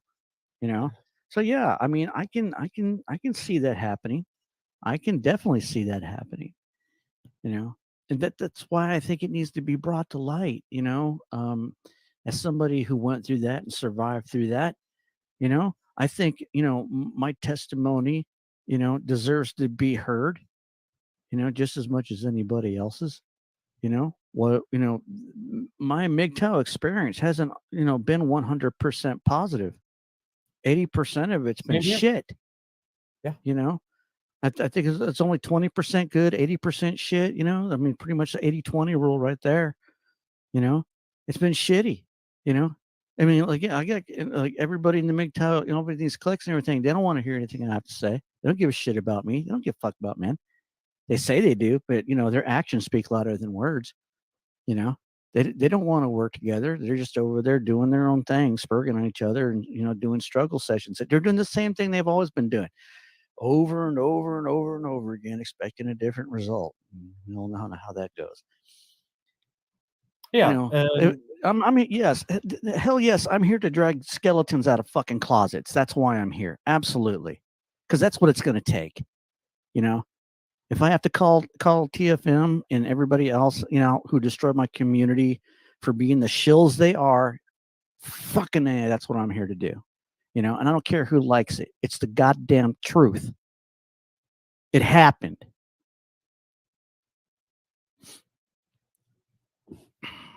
okay. Um, But anyway, yeah, and I went through the red pill rage. I'd say probably part of the reason I'm a user of cannabis today is to cope with some of the PTSD like symptoms I had from being through it all those years. I literally have to sometimes when I listen to spurging like that went on a couple days ago, that just gets my blood pressure up so bad, and I can't do that at my age. I right, got to walk away from that shit because it will consume my mind, and it takes me to dark corners of my personality that I don't like to be. Um, that puts me in a hate a place of hate, and I don't like being in places of hate. That just right, that's never good for you in any way to just be that hateful about something. And no matter how much someone's yelling at you or threatening you or something, you got to know when to just walk away from it and say, fuck it, this isn't worth it. um, Turn the computer off, walk away, um, and call it that. The other thing for me is about MGTOW is one of the aspects of it for me is it's supposed to be simple. It's not supposed to be complex, or you're not supposed to have a freaking cliffs. You're not even supposed to have cliff notes for MGTOW, in my opinion. You're supposed to. It's supposed to be simple. These are just simple lifestyle rules that you live by. You don't get into a contractual agreement with a woman, be it marriage. You don't get the state involved in a relationship you have with a woman. You want to avoid cohabitation because it's more dangerous than ever these days. Is the advice I would give to young men, is that you want to be careful cohabitating with women. They I hear story after story after story about women committing just terrible crimes against men. And I never thought about that kind of stuff when I was with women in intimate situations, because it really never crossed my mind. And women, I didn't think had that kind of inclination, but today they have that inclination, and you got to protect yourself against that shit. You close that door to that hotel room,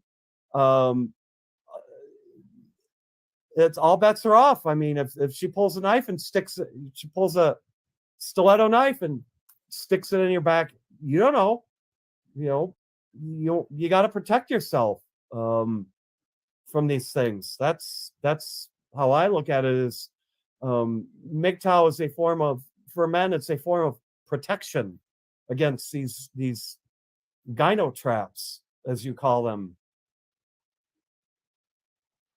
Right. I think that, a lot of people, especially like the normies, petting zoo culture, they just don't have the they just don't see the gynocentric landscape for what it is, and they don't see the pitfalls, like of the Duluth model that are laid out for them, that we're pretty much second class citizens as men, Yep. Terrence Popp said it best, that there are over 150 plus laws in the books that specifically benefit women, and there are zero for dudes. These laws circumvent the Constitution to make men second class citizens. Women have I explained this to Mandy that, she's got a bigger legal dick than me. The law favors her over me, Yep. especially if you're in a relationship or if she's accusing you of a wrongdoing. The court is automatically going to side with her, and you will be looked at as being guilty until you prove yourself innocent. And even after you do, you're going to be destroyed, so. Yeah, and there are other couple other things. I'm writing down notes on some of the things you say, and just some of the things that pop into my mind, like the simple lifestyle. I saw Mandy wrote a comment about a good bitch roast is always good. I agree. We had a like blast Mandy, on right? Friday. Hermit had a stream about Scorp Thought that was priceless, and we had our fun with it. But the way I look at it is, okay, we had our fun, we had our circle jerk, and now it's time to move on to bigger, better things. I'm not gonna. Gentlemen, excuse me, gentlemen.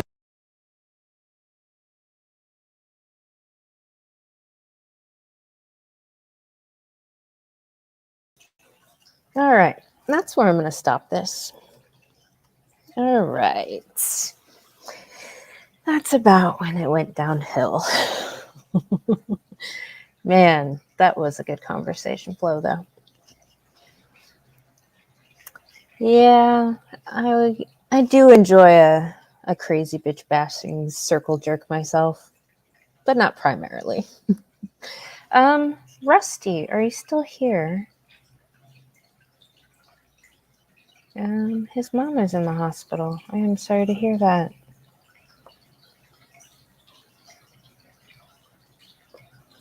JR said, sorry to hear that. Hope everything is well soon, brother.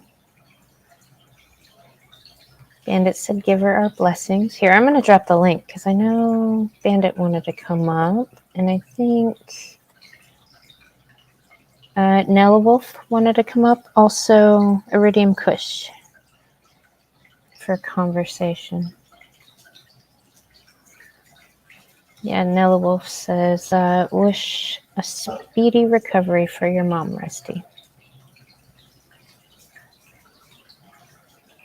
And hello. Shout out to Mama Rivers.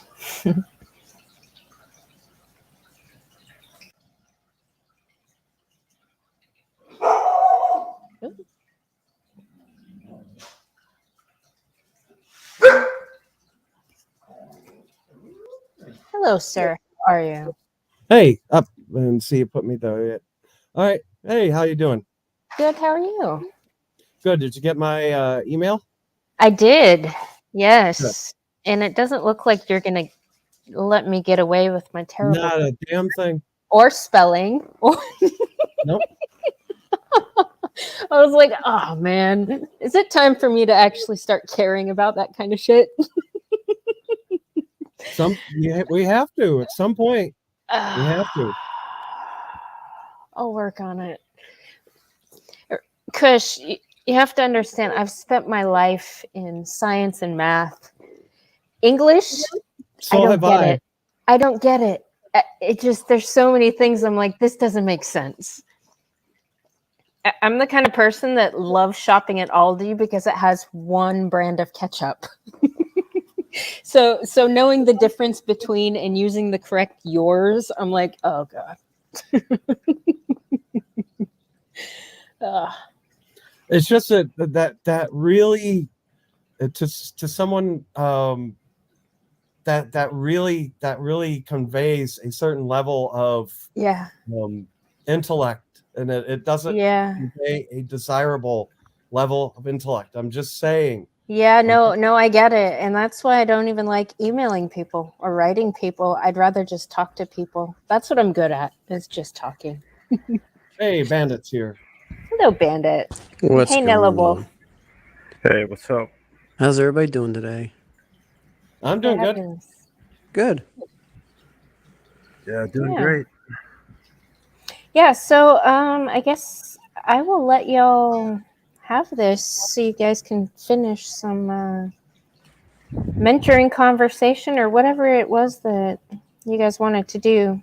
I was just gonna originally save this and kind of cut it off, when the shit started going downhill, when the conversation started declining. So, but Bandit said he wanted to come up and chat, and I think Wolf was on board, and then Kush, you're here, so. Yeah, what I actually wanted to mention at the end of that talk before we got distracted by the fuckery Yeah. was that when you sent me that document, the reason I sent you that legal disclaimer is because that was a mistake that cost our company a lot of money. By not having that on an email, that cost our company $100,000 because a shady ass customer got some stuff that we sent in the email, took it, claimed it for their own, and we had to go through $100,000 in legal fees to get that back, all because we didn't put legal disclaimers like that. So that's what I was trying to tell you. I made this fuck up myself. I don't want you to do the same thing. I appreciate that. I thought you were meaning the disclaimer on the actual document that I had. No. So that's why I was confused, and I apologize for any confusion. No. That's on me. And it's just the kind of the way you responded to it is the way I see a lot of people. How old are you? 38. 38. Okay, so you're not a millennial. You just responded the way I see a lot of younger / millennial people respond.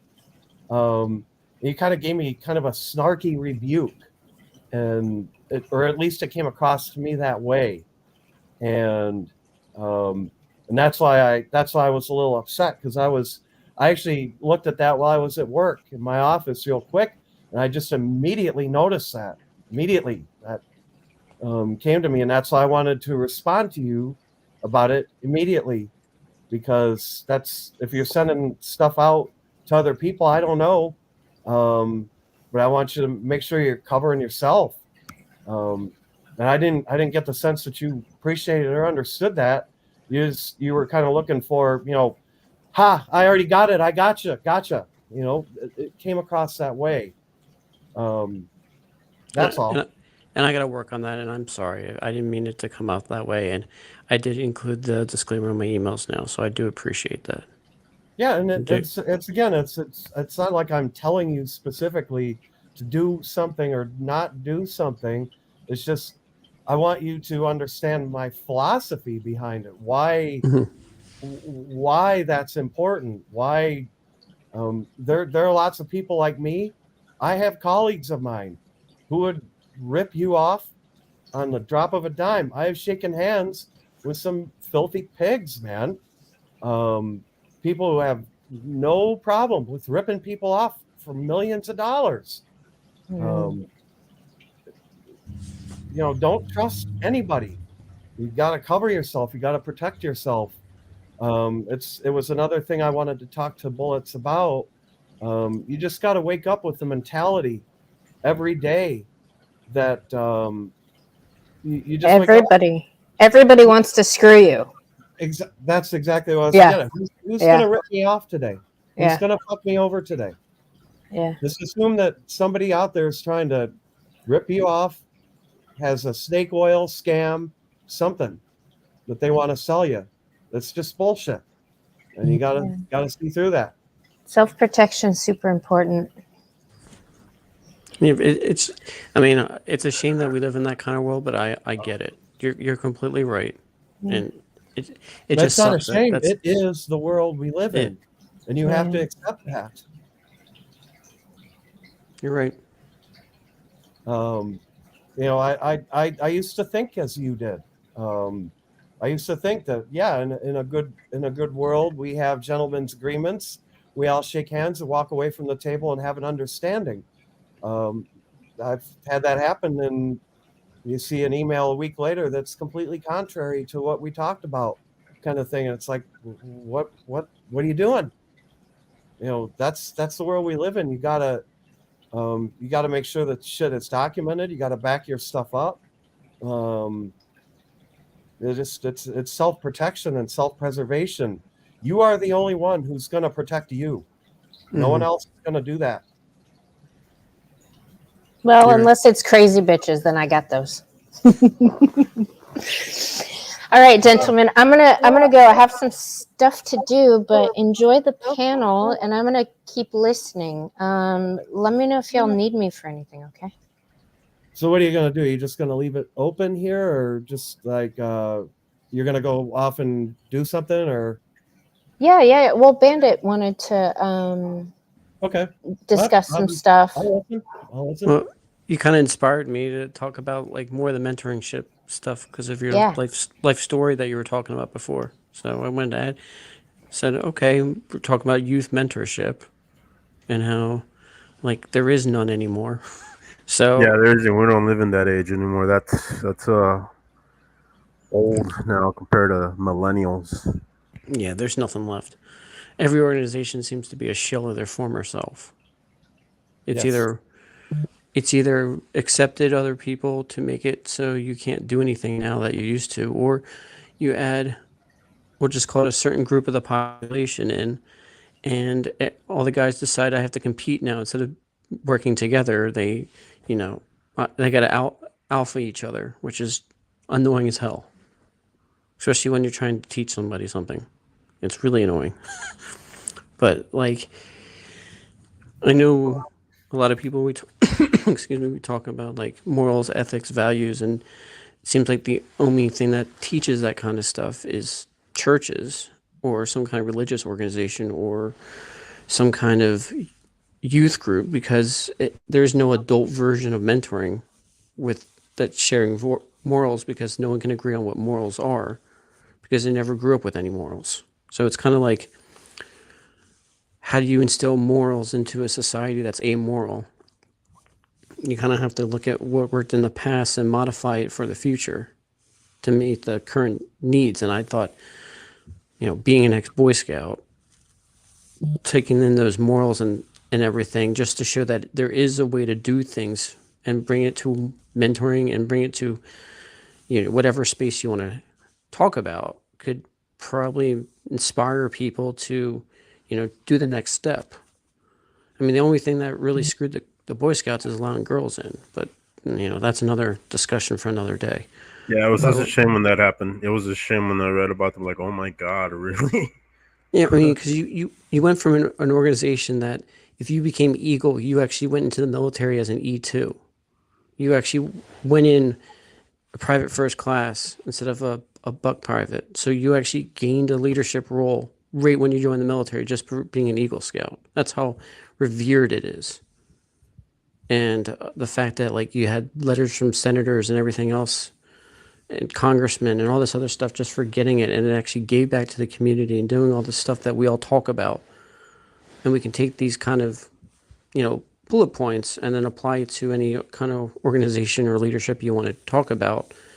It might improve the culture, and that's what we all complain about anyway. So if we can find a way to, bridge the gap, it might help. So I just figured we can just talk about it.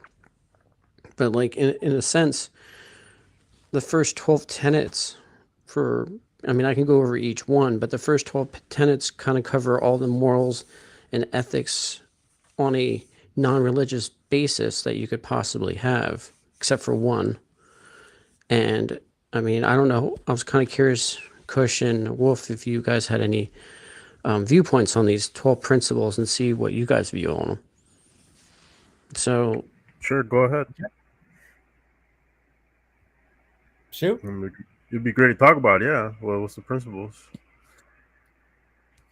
Because I never went to Boy Scout. I wasn't even close by the club. The closest thing was Boys and Girls.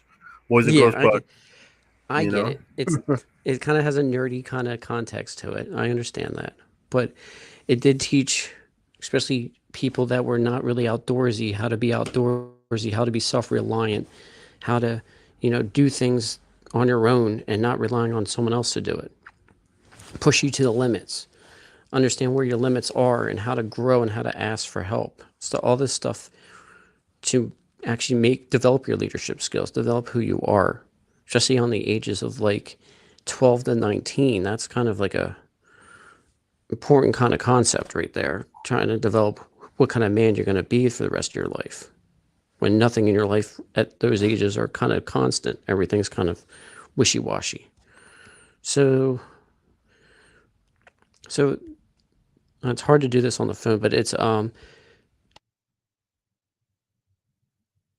trustworthy, loyal, helpful, friendly, courteous, kind, obedient, cheerful, thrifty, and then brave, clean, and reverent.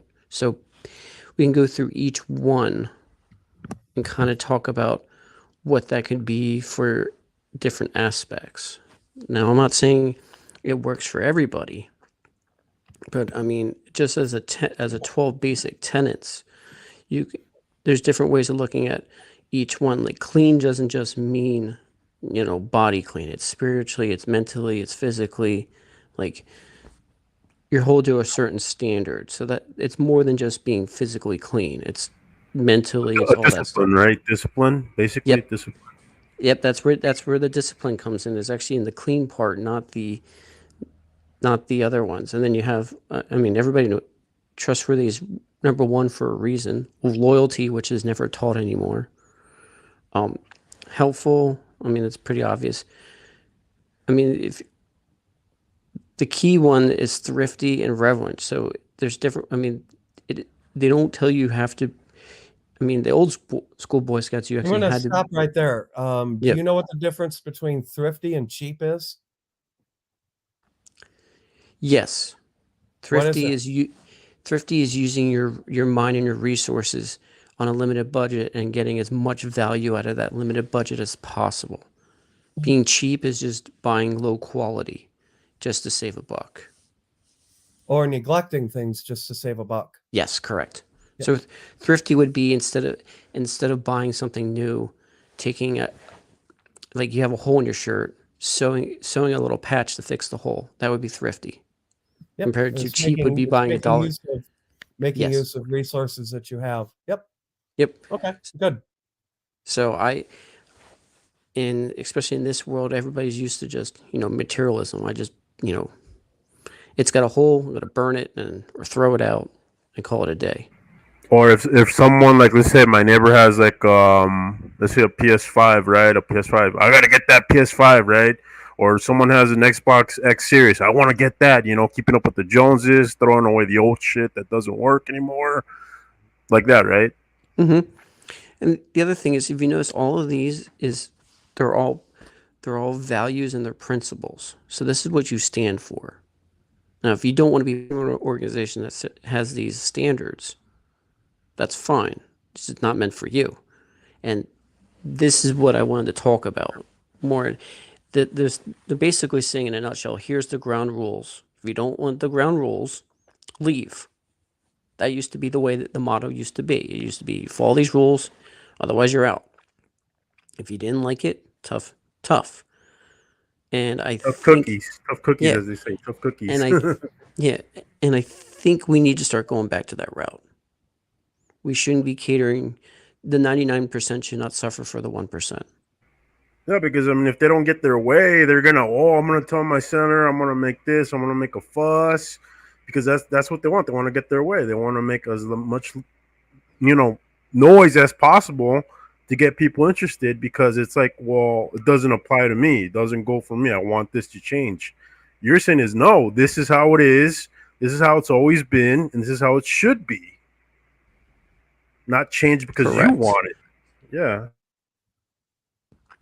And Yeah. Well, this is where, once you cross that line where I'm going to cater to somebody else and go against my principles, this is where you get decline. This is where you get everything else. It's kind of a microcosm of what we always talk about with, you go against your principles, you become a shell of your former self, and basically it ends up being a collapse, or it ends up people just walk away because you stand for nothing. Especially men. Like, men need to have set certain benchmarks. I mean, just if you're going to represent an organization or you're going to be part of something, you need to know what that organization stands for. And to me, this is the easiest way of doing it, setting out tenets that this is the organization, this is what we're going to do.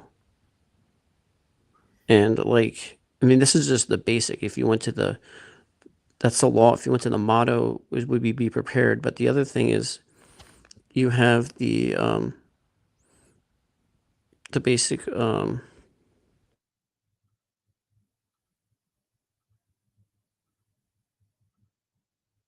hear me when I go to the other screen, or do I cut out?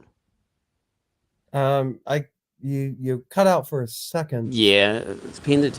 So, like, even if you see the oath, a lot of people that are non-religious kind of get a little, because you have to believe in some kind of higher power. And that doesn't mean you have to believe in whatever God you want I to was believe in, going but to lead into that.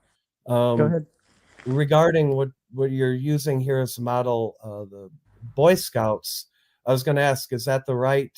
Are you kidding me? Sorry. Is that Yeah. is that the right conduit? Is that the right model, or is it something else? Is it perhaps the 10 commandments of the Bible? I don't know. Just kind of throwing that out there. I don't see this as I think this maybe these are and this just me throwing thoughts out there. Mhm. This is a good model because it doesn't have any religious context to it. I guess that's a good thing. Mhm. I think if you were to just take these things and just take away anything, just take scout law off of it, and just put, hey, these are some principles you should live by. Period. Yeah, and they're simple, right? They're really simple. They're not complicated to understand. But the key thing is you're teaching principles. So it doesn't matter. I mean, you can substitute any 12 what you want, but the fact that you're following something and you're teaching somebody to follow principles, that's the moral of the story here. That it's the fact that you have these values and you're instilling it to the next generation, the legacy, and going And on. You then would be part of this hopefully they pass organization. on to the next generation. Yep. And Well, the key to me as well is how do you implement this? How do you implement this on a practical level? And the way I see that is you look at all of these things you mentioned, and you kids don't understand that when you get old, your eyes get fucked up. So I'm reading your little laws here. All these things, if I think about playing sports in school, all those things kind of fit under that category. You have to be trustworthy. You have to be loyal to the team. You have to be helpful. You have to help pick up after each other. You have to be friendly to each other, courteous, kind, obedient. You got to obey the captain. Cheerful. You got to cheer for your team, cheer for your teammates. Thrifty and make use of every player. Brave. Got to step up to the plate. Clean. Look like shit and reverent. You care about the game. I mean, it's a lot of that comes from playing, I think, youth sports. but the only difference that sports don't teach you is it's the accountability part. Like if you don't follow these tenets, you're called out on. And I mean, there are parts in sports where you miss a play and you're doing laps. I understand that, but like it used to be where like someone did something sports like a player got hurt and he carried him off the field, that was rewarded with something, or treated with, that was like expected to do. None of that stuff is either taught now or really happens. Like I've seen sports where it's devolved into like what it's not supposed to be. I mean, like you're not even like something as simple as like a soccer game where it's not really violent, kind of gets violent at the end because someone didn't call a penalty the right way, and they go and it goes right to punches. Like this is ridiculous, especially for Well, youth. I think a lot of it is a devolution of those values. I think of the classic rule. It's been a long time since I've watched football on TV. I don't know if the rules have changed, but the rules in college football used to be the rules in NFL football have always been if you commit an unsportsmanlike conduct penalty, you're ejected from the stadium. You're out. You are out of the stadium. You have to leave the premises. And that's the whole idea is you make that walk of shame out of that stadium. You're out. You don't belong in this venue. You don't belong on this team. You don't belong doing that shit. Now, the rule in college football used to be that if you committed a unsportsmanlike act, you just had to stay on the sidelines and you could stay for the whole game. And I've always been bullshit about that rule. I think it should be the same as the NFL. You commit an unsportsmanlike thing, you violate scouts laws, you're the fuck out. Done. Yeah, You're done. It also sets an example for the rest that actually don't want to do that. Like, no, I'm not going to try that. I mean, you saw what happened. Next time it's you. Yeah. So like, nah, I'm not going to fuck with that. I'm going to go with the code of conduct. And the other thing I'd bring up is it's your job. Like you technically, if you get an unsportsmanlike conduct and you're out of the game, you should also like lose your salary for the game. Like there should be more than just you getting kicked out of a game. There should be punishment, like personal punishment for doing something stupid. Oh yeah, it's same it's like in the business world. If someone doesn't just outright terminate you, the second worst thing you can get to a termination of employment is suspension without pay. You lose a week's pay. You stay at home, you don't work, and you don't get paid for that week of work. Yep. And it's funny. Everybody like dogs the corporate world, but to me, the corporate world's a hell of a lot more accountable for your actions than the sports world or the definitely the political world. So I mean, I do find it funny that way. It's like you ask for a meritocracy, and the wheat comes up, the shaft goes away, and if you cause a problem, there's going to be repercussions for that problem. No, I have to be accountable to a lot of people. I'm accountable to people overseas in Europe. I mean, if I screw up, it's a guillotine on my neck. I mean, I don't get any points for second place. I don't get any rewards for losing the company money. I don't get a trophy for you got second place, Iridium. Good for you. No, I get shown the door. Mm-hmm. Yeah, and it's all like a misunderstanding because you get in the everybody's getting in a participation award, and then you hit the real world and you're like, where's my participation award? You know what I mean? Like, you're totally not prepared for what the real world's supposed to be, and this is where even if you do a good job, you're not going to get a POB. Oh, I know. I brought millions of dollars into my company this year. I don't get pats on the back for that. I get told go get more. Yep. Your reward is you still have employment. That's your reward, basically. Yeah, that and when you make yourself an asset to your business, um, by getting your fingers in lots of pies like I have, that makes you indisposable. That's what you want to make yourself. You want to make yourself um, indisposable. You want to know things that nobody else does. You want to be willing to do things nobody else will do. That's what sets you apart. It's the things that will set you apart that will make you excel. Yep. And the fact that you become an asset to the company, especially when times are tough like they are now. You don't have to worry about downsizing. You kind of have your hand in so many different pots that if you end up canceled, they're like, oh, I know, this guy helped me out before. I'll help him out, or he's a good worker. Here's his work ethic. All competitor's going to hire you because you've proven with your connections and what you've been doing that you're a stable employee, which is hard to find nowadays. So yeah, Yeah. I totally agree with you on that.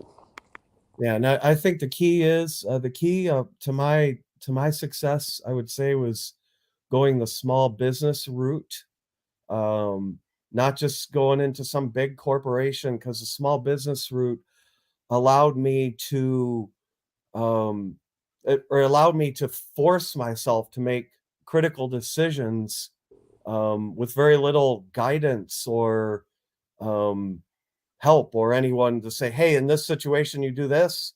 No, you got to figure this shit out yourself. And yeah, do I make mistakes along the way? Yeah.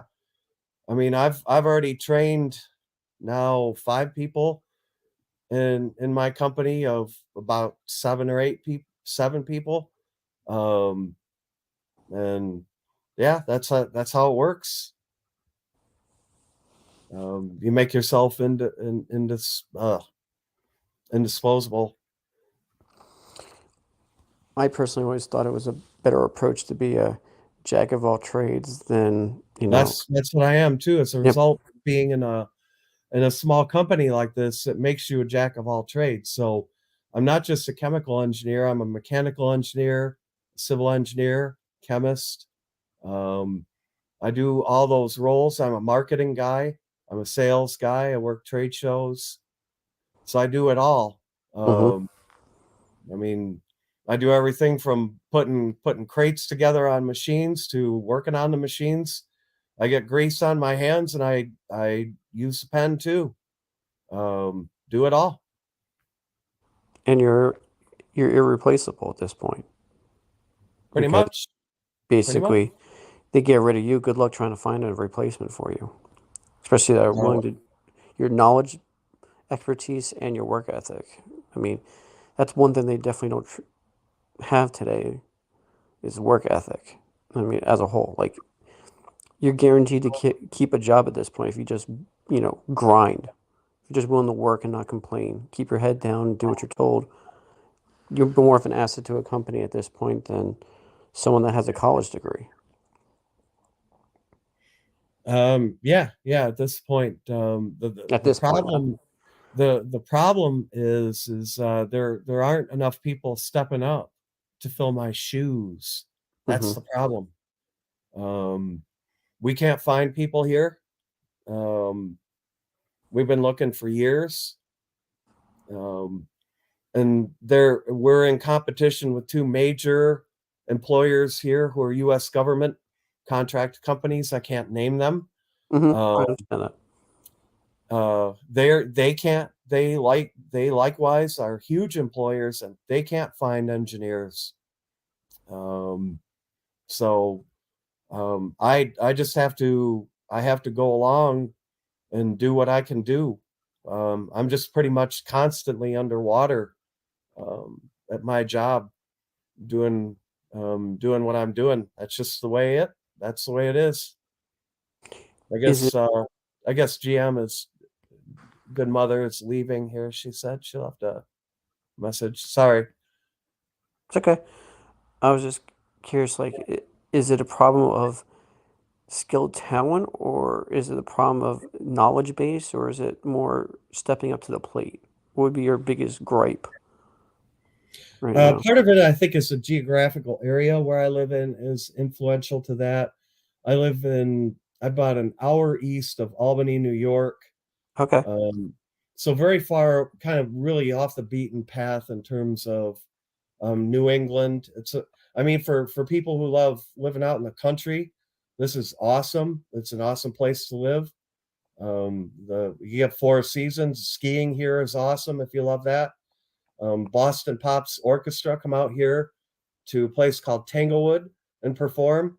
So I've seen Ted Williams in concert, which is very Nice. cool. Yep. But it doesn't have the big city excitement that a lot of the younger people are after. And that's part of the problem. But the other thing is the people who are finding, it's just hard to find anybody who's worth a damn. That makes sense. Yeah, because I'll be up in your neighborhood in probably a couple months. My sister, Where are you gonna be? Constantinopleville. That's where my sister's at. Which is like, Constantinople. it's like 2 hours north of Rochester. Oh, that's quite a ways away from me. That's a Yeah. 6-hour drive for me. But she used to be in Poughkeepsie, which wasn't too far from Oh, Albany. that's an hour. That's Yeah. about an hour. So, yep. Poughkeepsie, because I go by Poughkeepsie when I drive down to New York. Yeah, you take, was that 80? 87. 87. Oh, yep. Okay. 87, the New York Thruway. You take Yep. 87 pretty much to the Tappan Zee Bridge, and then you take the Tappan Zee Bridge to the Sawmill Parkway. Take the Sawmill Parkway down to the Henry Hudson Parkway, and that will take you pretty much straight to Times Square. Okay. I've driven that many, many times. Yeah, I normally take like 202 to the Thruway. All the Yep. way up. Yeah, I know where that is. Yep. Yeah. Yeah. Small world, right? I'm sorry? It's a small world, right? Oh, yes. Oh, yes. But yeah, I've lived and worked here now for 25 years. So, and I grew up in Michigan. Mm-hmm. So that's where I grew up and lived. I was actually born in Chicago, Illinois. Then my family moved there when I was still just an infant. I lived in Michigan pretty much after that, and then lived in Ohio for a short time. Worked a short career stint there. Worked there for about a year, and then I moved to my current company, who's a competitor to that previous employer now, and the rest is history. I'm here today. Do you like where you're at? Yeah. Okay. Yeah, I do. I've been able to travel all over the world as a result of it. I'll be going to France actually next January to see our factory. I haven't been there in 3 years because of the whole COOF thing. So I'll be going there, paying them a visit first time in 3 years. So I'll be good. And gonna be doing I'll be traveling down to Texas here, I think in early November. I'm at a trade show in Vegas the week before Thanksgiving. That's actually a cannabis related trade show in Las Vegas. That's going to be interesting with the thottery there. Yeah, good luck. And then Christmas time, I don't know what's going on for me Christmas time. I don't think a whole lot. I hope not a whole lot. Actually, I may be in Florida. Probably I'll be in Florida at Christmas time, which I'm not complaining about. Oh, that should be great. 70s? Yeah, it'll be in the 70s there. It's around Christmas time. Or hell, I might just take a Southwest down there and spend Christmas down there. Say fuck it. Get out of New England. Yeah, yeah, especially with your snow. Yeah, get out of New England. Yep. That's no joke. Yep. And it's showing all the signs here that it's going to be a shitty winter this year. Today's the first day of autumn, and it is already feeling very much like New England autumn here. Very much so. It is probably just in the upper 50s, and I actually have to harvest my vineyards here pretty soon. So Okay. yeah, you may not see me on a lot of streams until I'm on with Bullets Sunday night, because I'm going to be busy this weekend, squishing grapes, as they say. Oh, there you go. Making Yep. some wine. Nice. Yes, exactly. So, did you want to continue on about the Scouts principles or whatnot? The other thing I wanted to elaborate on these things, Scout laws. I was Mm-hmm. never a Boy Scout, but these are things my dad taught me. Mm-hmm. So I think that's another part of the problem is the father needs to be in a kid's life. And do you know the stream? Do you know the guy Gone with John Bandit? Yes. I think He did a stream earlier today. And if you didn't watch it, it's worth a watch. And it's a stream. He did a review of a stream by a creator called Tribe of Men. I don't know if you know him. Tribe of Men. I've heard of him. I don't think I've subbed Go to him. watch this content. He's got really good MGTOW bachelor content, and he's very based in the things he talks about. He talks a lot about the importance of fatherhood and whatnot. Yeah, does he already? Okay, I think I recognize it. Is he the one that wears like Bearded sunglasses? guy, pretty well built. Yep. Always wearing kind of like skiing, snowboarding type sunglasses. Yep. And then and his wife kind of comes on every now and then. Yes, I think she looks like she's Filipino or Something. yeah. Right. Yeah. She's Asian, definitely. But yeah, that's him. Yeah, I've seen a couple of his content, just like his shorts, and he seems a pretty base dude. Yeah, very, very. He has very good content, and he talks about many of the points we talk about here on these channels. So, yep. Yeah, he's a good dude. But see, I wanted to start with the law before going to the oath, because the oath is a little, by today's terms, it's a little problematic. But I mean, to be honest with you, you have to draw the line somewhere, and I like how they do draw the line with certain things. So I'm not understanding your angle. what? I'm not understanding your angle. What law versus drawing the line? What? Well, I mean, the whole morally straight thing, kind of with today's standards, kind of like gets misconstrued to mean gay, but I mean, it is what it is. But I think the oath kind of is the line in the sand. The law is kind of like, this is our principle, but here's our line in the sand. So it's God and country, it's the law, help other people. And the key thing is what we always talk about: physically strong, mentally awake, and morally straight. So morally straight means kind of living by your own principles. Can be interpreted that way if you wanted to interpret it that way. But it's actually saying you need to find your own oath and go by those principles, and don't be a hypocrite. Don't just do what's easy, do what's right, that kind of stuff. So I think the oath is a little more the line in the sand compared to the law in certain aspects. And the fact that they even have something like that kind of proves that they're on the right track, because like you brought up, this is all the stuff your father normally teaches you. So in places where not everybody has a father, this kind of like shows, okay, there is a path to where you might not be able to replace your father. I understand that you can never could, but at least you can join an organization or look at some different organizations that actually have principles and values other than religion, what we talked about. And that way you can start talking about those moral ethics and values questions that everybody seems to not really talk about. Not in this circle, but I'm saying in society as general, because we talk about this stuff all the time. It's other things.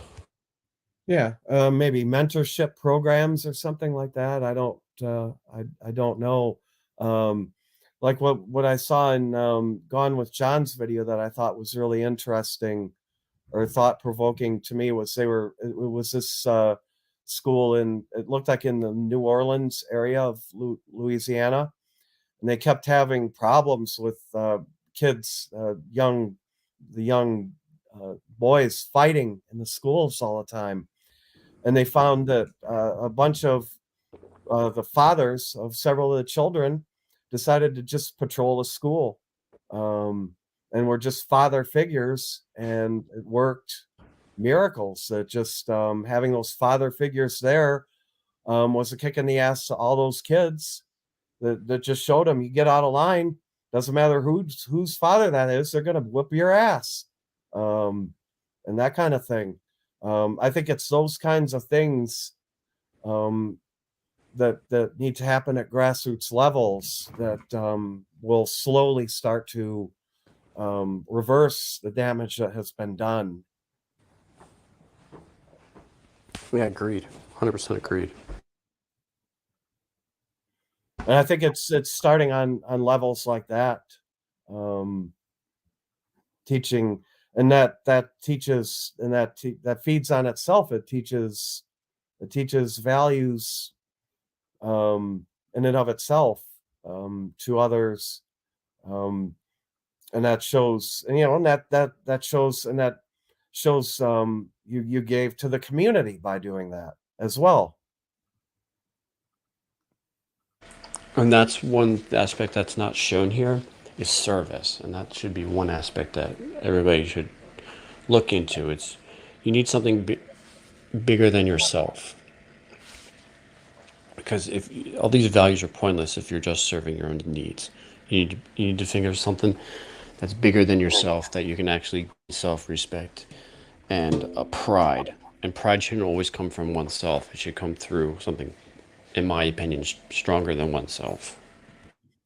Well, I think pride is something you have to be careful with. I think it's more respect for yourself.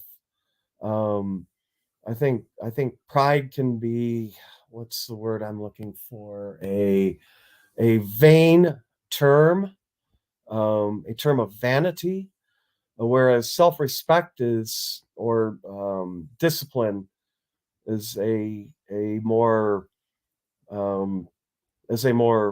serious way of looking at it. I see those kind of words thrown around so much, and I think you have to be careful with the meanings of certain words like that. And that's how I look at some of the. And I'm going to harken back to what I said about playing team sports as a youth. That's really important. And it teaches so many of these values, in my opinion. That's a single place where you learn these things, and I think we have the answers. It's just I don't think we need to reinvent the wheel. We just need to reinflate the tire. I don't know. Yeah, you're not wrong. Not wrong in the least. Yeah, that's the way I that's the way I look at it. I mean, and elaborating on that even more, I had it extra hard when I played baseball when I was in elementary school, because my dad was the little league coach, and he was even harder on me than the other kids on the team, because he didn't want to. He intentionally did that because he didn't want to show any favoritism to his own son. So he was like, he kicked my ass twice as hard as the rest of the kids to make a point about that. Just drive that in my head. Just because you're the coach's kid doesn't mean shit. And that's those are lessons you learn, that you get taught. And people don't teach those things these days. No, we lack that a lot in society now. I didn't hear what you said, Neo Wolf. No, I said we lack that in society now. We lack the guidance and morals and ethics. That's what we lack now. We don't have that anymore. I mean, if we do, it's like you're the bad guy, right? You're automatically the bad guy if you have such things like that and you pass it down to your kids. Well, and then you're just going to have to be an unpopular person. Um, I haven't lived my life as the most popular person in the world. But it has allowed me to be a successful person. Um, yeah, you lose people along the way. Um, but I look at it as some of it's just collateral damage. It's you when you learn who people really are beneath the surface, you just learn to stay away from them and others like them in the future. Oh, Bandit cut out there.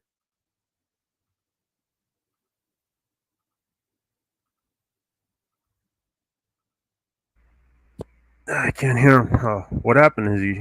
Yeah, I don't know. We lost Bandit. Oh, jeez. Not sure what happened. So I don't know if he lost his cell phone or what's going on. So I've never spoken to you before, Nilo. What's your story? Well, for me, I've been like almost going like 7 years single, and I'm pretty much liking it a lot. I'm loving the solitude, and I don't think I'm ever gonna go back to being in a relationship ever after getting red pilled.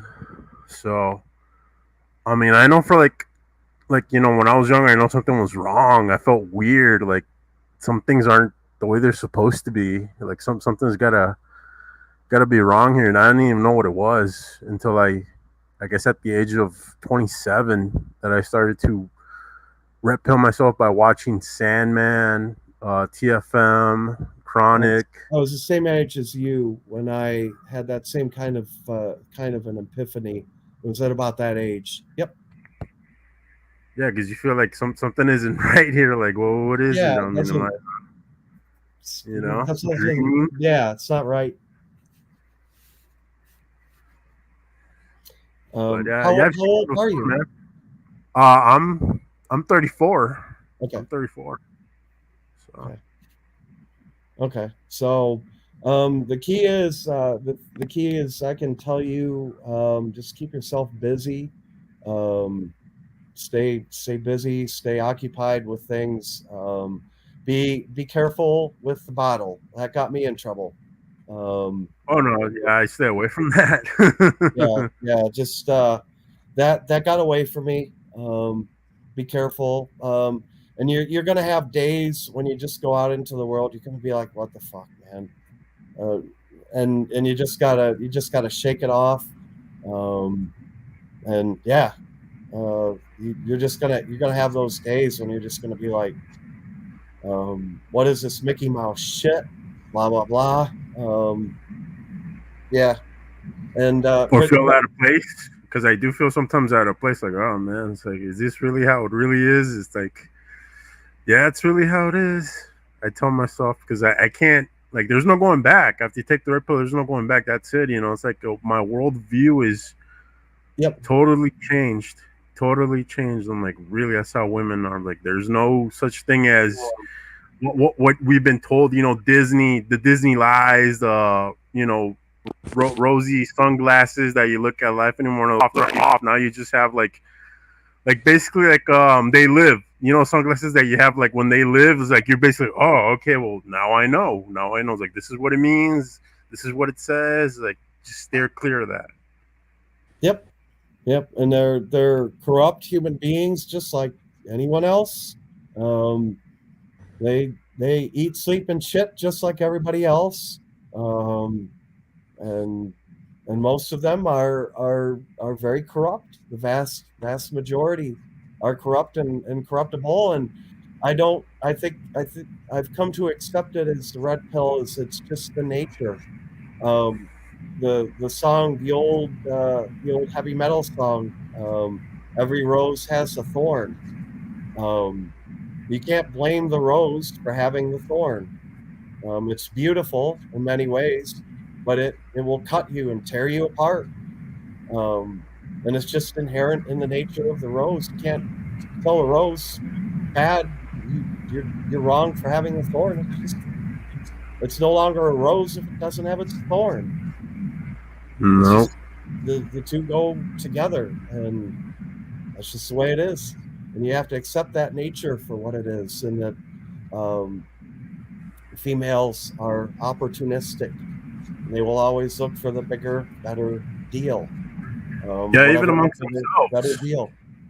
Even amongst themselves, they will one up each other. They'll sell each other. They'll sell their families away just to Oh, they'll just cut get each that other's value throats. status. It's like have you ever seen like what a real velociraptor looked like? Have you ever seen like sci-fi? Any seen science documentaries of what a real velociraptor looked like? Yeah, they're pretty Pretty small fucking nasty, compared to pretty small and nasty too. but nasty. Imagine getting jumped by 3 of those things. You're I'd be going pretty, hiking along a trail, you get jumped by 3 of those things. Imagine yeah, I'd what be those pretty things would do quick to you. that. That's what I think of 3 women in a room trying to compare each other. You know, they'll cut each other to pieces. And be careful that you don't walk in the middle of that, because otherwise they'll cut you to pieces too. You bet. Sit back, get some popcorn, and watch. Nope. Okay, banded your back. It's a problem too, because I've seen cat fights happen in bars before. I had one when I was at a bar in Houston. These 2 women started fighting with each other over something, and it was just real mild. And then all of a sudden, out of nowhere, one threw a shot glass at a mirror in the back of the bar. Another one threw a full bottle of whiskey at the other. All I could do was run the fuck out of there. This was like, I don't know, 5 years ago. I mean, these 2 women were going at it, and the problem with it is bouncers won't intervene because they're afraid of getting sued or whatever. So that shit will just go completely out of control. You just, whenever you see a cat fight in a bar, get the fuck out. I mean, seriously, you ever see that happen? Get out. Don't be a hero. Don't be a white knight. Don't just get out. But then what happens when you become a white knight? You get your face smashed in or something. You know, Don't be like, a oh my hero. god. Don't be a hero. They're not going to send you flowers after you do that. No, you're Have you ever heard of that happening? nope, never. Sorry about No. I got booted. Stupid phone. Yeah, Yeah, I saw that. Nope. I was just shooting the breeze with Nilo here a little bit. Yeah. Just talk about red pill philosophy type stuff. So Definitely sage advice about, anytime there's a bad situation or you can't win something, your best bet's just to leave. It's not worth it. yeah, I wanted to comment about what you said, that little discussion, that little debate you had last week with those spurred clowns. You handled that amazingly well, I gotta say. And you did absolutely the right thing. You bowed out when you knew you were about to get pissed, and you did the best thing. You walked away, because anything at that point, you would have made yourself look bad, like you said. And like I said, I feel bad about the end of that bullet stream when it went downhill like that. Mm-hmm. And Bullets, like he said, he's gonna cut that cancer out. And I feel bad that I lost it like that, but and I'm gonna bring that up on Bullet's stream first before we begin into more philosophical things. That I thought was one of the, and if the person who's hearing this, I don't care, but you're going to hear it from me raw. The person who did that is one of the most narcissistic things I have seen in a long time. That was narcissistic. You came onto another person's stream and chat. You attacked other people in their stream, and you attacked the stream owner's stream personally. I cannot think of a more disrespectful and narcissistic thing to do in a stream. And I will not interact with you anymore. I will not go on your site. I will not go on your streams anymore. If you want to, you can send me an email with a formal apology if you care. If you wish to do that, I will pop in one of your streams. I will drop my email to you. If you wish to respond to that email and send me a formal apology to me and a formal apology to Bullets as well, and I may consider talking to you again. You know who you are. Yeah, because here in the community of MGTOW, we don't tolerate disrespect. You know, we don't tolerate that. I mean, that happens. We cut that shit out. Yep. You know, get the fuck out of here. We don't take that here. So. Yep. Yep. So that's my edict. And I'm not gonna fight with anybody in a chat. I'm not gonna spurg about anybody. I'm not gonna say a one word. It's just indifference. That person just is non-existent, and I'm going to ignore that individual, and that's just how it goes until that individual decides they want to change it and make it different. Okay. So yeah, not to do a hard segue, but to bring No, this go all. ahead.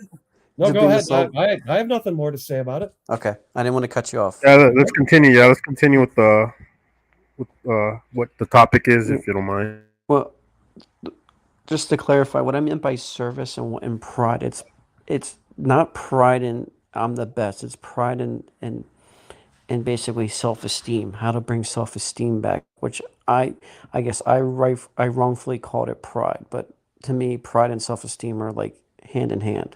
If you have What's your no self, definition? What's your definition of self-esteem?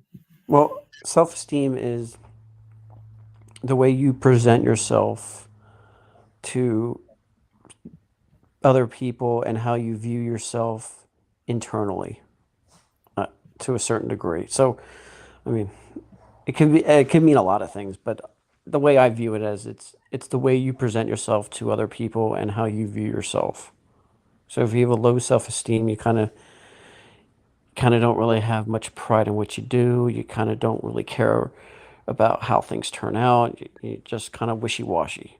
That's interesting. I know lots of murderers with high self-esteem. True. Murderers have high self-esteem, in my opinion. They do. Don't they? Yeah. So, But- what's good about that? I didn't say establishing. Is establishing some pride in what you do a bad thing? What about discipline and self-respect? Mm-hmm. But how do you gain discipline You without have discipline and self-respect. You project yourself that way. If Mhm. you project yourself as if you have self-discipline and self-respect, and you care about yourself and you take care of yourself, you will eventually earn respect from others. Self-esteem is a false front, Okay. in my opinion. It's a front. I mean, I can have self-esteem when I'm in front of my workers, and I can be the biggest pussy in the world in my own house. It's something you have to have all the time. It's something that has to curse through your character all the time. And maybe I have a different perception of self-esteem than you do, but I don't necessarily consider self-esteem an endearing term. Okay. I guess I just view it as me speaking personally. I'm not saying this could be. I could be mislabeling this wrong too, but I just view it as, the kind of work you do, the way you carry yourself with some kind of. You're not demanding respect, but you're not going to put up with disrespect. So I guess you can call that some kind of discipline, or having some kind of morals, ethics, values, that you're not willing to put up with stuff. Um, but personally, I haven't seen a way to teach humility better than service to either someone else or service to the community, and that's, I think, That's why I bring up service as such an important thing, because you can't gain humility without, you know, putting something above yourself. Yeah. And I don't think that's taught today compared to Who what do it you used to sell? be Who do taught. you serve first, Bandit? Who do you serve? Who do you serve first, Bandit? In Well, Bandit's for world, who does Bandit serve first? well, that to me, because I'm somewhat religious, I would say God would be for me, but I would never pose that onto someone else. I would always do Okay, God. you don't. Okay, God for me would be first, and then second would be self. yourself is first. If you have no, this is such a fundamental tenet to me. It's self-respect. Um, self-respect is you have self-respect. You keep yourself in good shape. You educate yourself. Um, you make yourself worldly. You understand people. You listen to other people. That's self-respect, and from that all other things come. And self-respect, and I don't want to call it faith in God, because not everybody identifies with God. I do I know. personally identify with God, but maybe with a higher conscience. But that self-respect is part of that conscience, that self-awareness, that higher level of understanding. Call it an understanding. Hmm. I would Yeah. call it an awareness That of things. that's why I said it's to myself and not for other people, because I would never impose that upon other people. But I guess that's the way I view things. Like I view things differently, I guess. Where But you yeah, can't impose things on anyone. I know. That has to be, you can only suggest things to people, and you can't force motivation. You can't force will. Those are things that have to be those are things that have to come from a person from within, and those have to be taught at a young age. Hmm. Um, and some people get it, and some people don't. And a lot of people just don't, and I think that's just the way society is. You just have to accept things the way it is. The late comedian George Carlin said this. Society is full of a few winners and a lot of losers. The rest of them are just losers. They're just going to go along with the program. They're going to accept whatever they're given, but they're going to be those few who stand out, um, above the crowd, and who are going to make a difference. Um, who are going to do things like this, sit in their house on a YouTube video and try and impart wisdom on other people. I don't know. Hmm. Um, it's that kind of thing. Um, so yeah, I tend to ramble. It's okay. I Yeah, mean, I'm. I mean that. I mean, we're not going to agree on everything, but that's just the way I view things. Like I said, I know my views. I will never impose my views onto someone else. I can tell you what I would do in a situation, but I'm like, I don't impose my views on the people. I don't think that's fair, yeah. and I wouldn't want that to happen to me. So, you know what I mean, Well, you like, just I think Bullets said it very well too. Um, and by servancy, you say that, by helping other peoples, you help yourself. By hmm. helping other people, you help yourself as well. By giving to other people, you um, make it better. But don't do that in false pretense. Too many people do that today in false pretense. They give false gifts. They give praise for shit that people are just supposed to do. You have to reward people for doing good, truly good things. And you can, and if you can impart your thing. But I guess what I'm trying to get at, Bandit, is some people are going to accept it, some people aren't, and the people who aren't going to accept it, you can't have a bleeding heart for those people. Hmm. Um, you have to accept that their fate is sealed, and you know what their fate is going to be, and I know too. But that's the way it is. You can either get on that train or get off it. Yep. You're not wrong. Yeah. And don't feel bad if people, some people aren't, gonna like what you say sometimes. Not everybody in the world likes what I say. You kidding me? We're probably, for every one of you guys that are listening to me, there are 99 people that probably hate my guts right now. That are being weaponized against me. I don't care.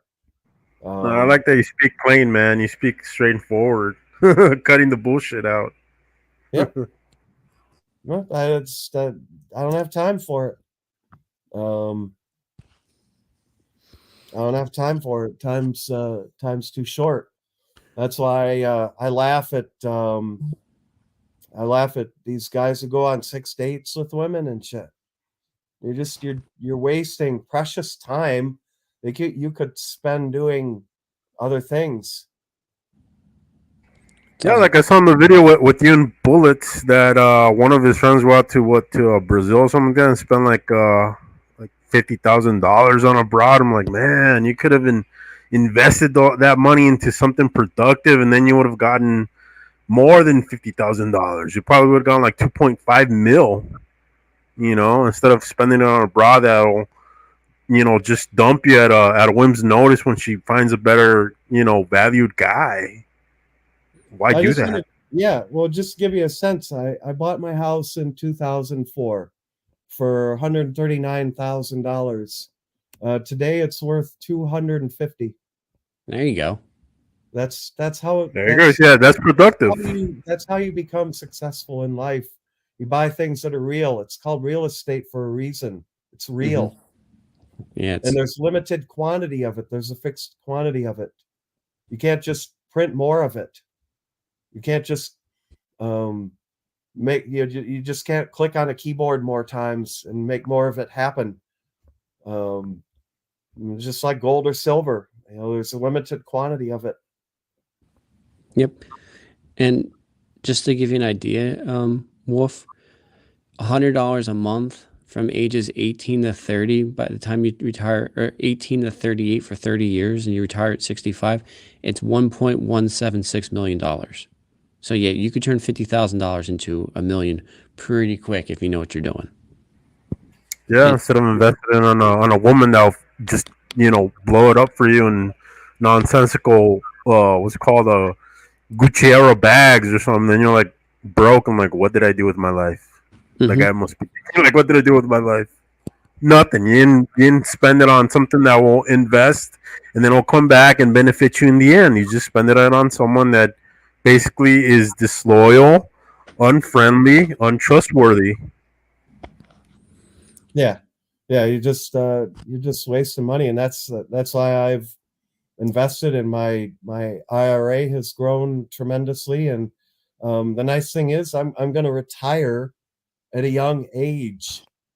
That's glorious. That's wonderful to know that I've got the number of years I have to work is becoming the number of fingers on my hand, kind of thing. That's pretty fucking cool to know. Cool. I'm getting to that point. And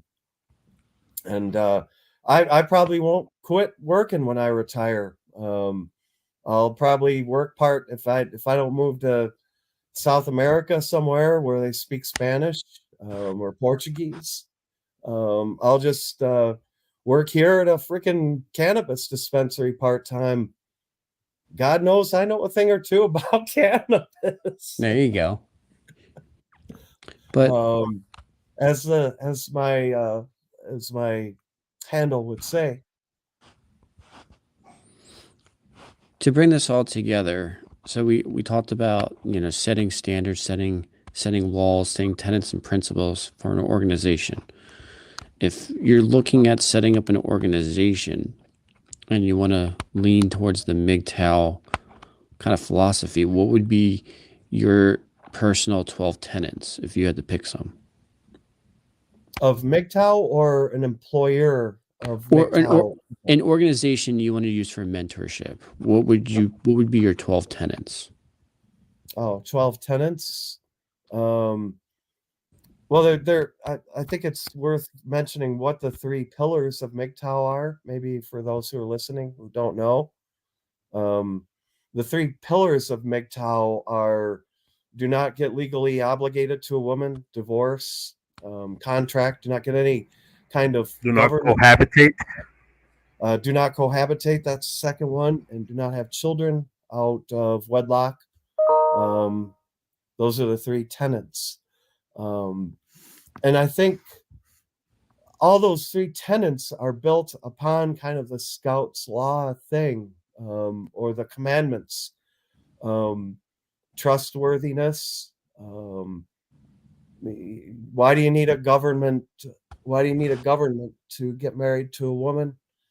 Or to have a relationship with a woman? Loyalty. Why do you need a government to tell you to be loyal to a woman? Helpful. You should be helpful to one another, whether you're married or not. Friendly, courteous, kind. I mean, these are just basic things that you don't need a government to tell you to do those things. Mhm. You don't need a woman to tell you to do those things. Where am I going with this? It's just talking real estate. I'm just reading some of the posts here. Yeah. Move to South America where life is cheap. You bet your ass it's cheap. We men waste our lives trying to crawl back into that portal known as the vagina. You bet. Still catching up. I just got here, Rusty. Yep, I was just reading through some of the. It's all right. Here. Lazy boys. I'm not sure what that means, JR.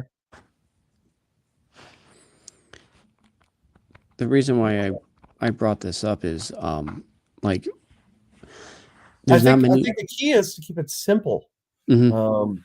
I noticed that about your document. The things you talk about, the things like that document talks about, like you talk about some very basic financial things which are important for any stooge to understand. So like let's say any kind of debt, call it a mortgage, a car payment, credit card debt, any kind of debt like that. Like you said, if you pay $20, if the monthly bill is $100, you pay $20 more towards that bill, you drastically shorten the life of that debt cycle. Or if you, like you said, if you amortize it more quickly, say you make 2 payments of $50 every 2 weeks, you amortize the interest much faster. You need to make that very simplistic for people to understand. Mhm. And I think you're on the right track with that calculator, but you need to make it just so stupid simple. Okay. I mean, ridiculously simple. Give an example. You have $5,000 in credit card debt. Calculate typically on credit card debt, I think it's 2.5% of the principal is the minimum payment, and Mhm. calculate that out. Say what's the years to pay it out. Do it in a graph. Put that all on a graph and show that. Show that to people. Just make it stupid simple for people to say, hey, if I pay 20 more bucks, I shorten it to this instead of that.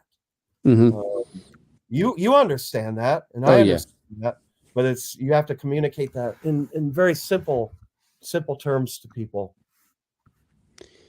Yeah, there's just one thing that, especially credit card debt, is just a bitch of a thing to have. Like 18.99%, we'll call it 19% interest on a $10,000 loan. It will take you 100 months to pay it off. Yeah. And you'll get about almost $10,000 in interest that you'll be paying over that time frame. Yeah. I mean, it's just criminal that what people having credit card debt. Like if it was up to me, I'd tell people not to have credit cards. That's the goal. So the unfortunate thing is You have to have at least one credit card to build up a credit Mhm. rating, Right. especially when you Right. turn 18. The problem is they prey on that. The spring breakers, they'll hand out credit cards to kids when they turn 18 or they turn 21, and they go blow up, piss all the credit card debt away on going to the bar and getting trashed. What do you need to do is you need to do what my dad did. Give me that credit card and said, "You're responsible for paying that. I'm not paying that. You're responsible for paying it." And you rack up $1,000 on that, you got to pay it back. That's money in the hole, my friend.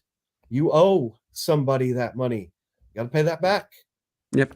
And nobody's going to bail you out. And that's the thing you got to teach kids, is that you're responsible for that debt that you accrue. When you give them a credit card, just understand that can bankrupt you. You probably know this, Bandit. Oh yeah. If your credit card debt becomes more than your salary, the interest will beat you. Yep. You have to declare bankruptcy at that point.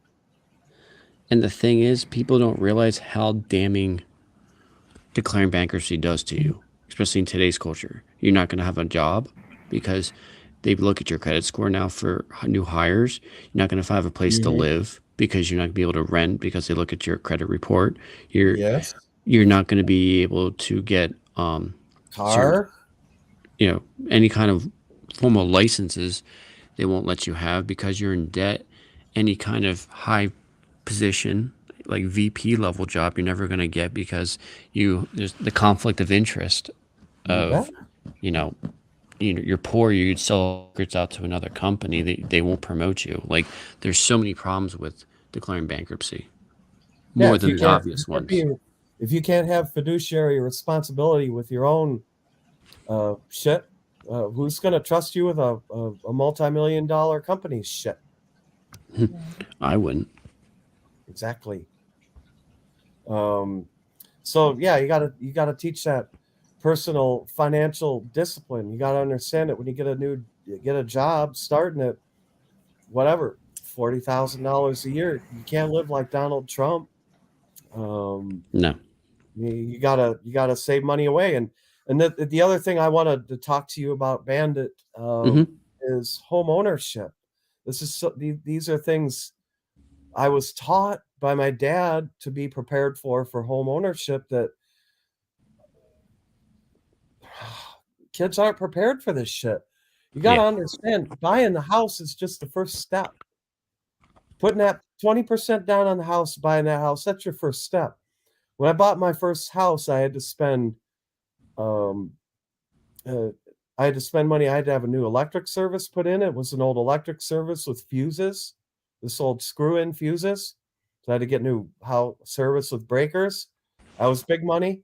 I had to have a new roof put on the garage. It was leaking like a sieve. They replaced the roof on the house. They didn't replace the roof on the garage because they were cheap-ass fucktards. I had to have the driveway resurfaced. What else did I have to do? After I had all that done, sitting in my backyard, chilling, having a beer, go inside, take a piss, flush the toilet, hear a waterfall down in the basement. Sewer pipe backed up. Oh, God. You're the fucking day.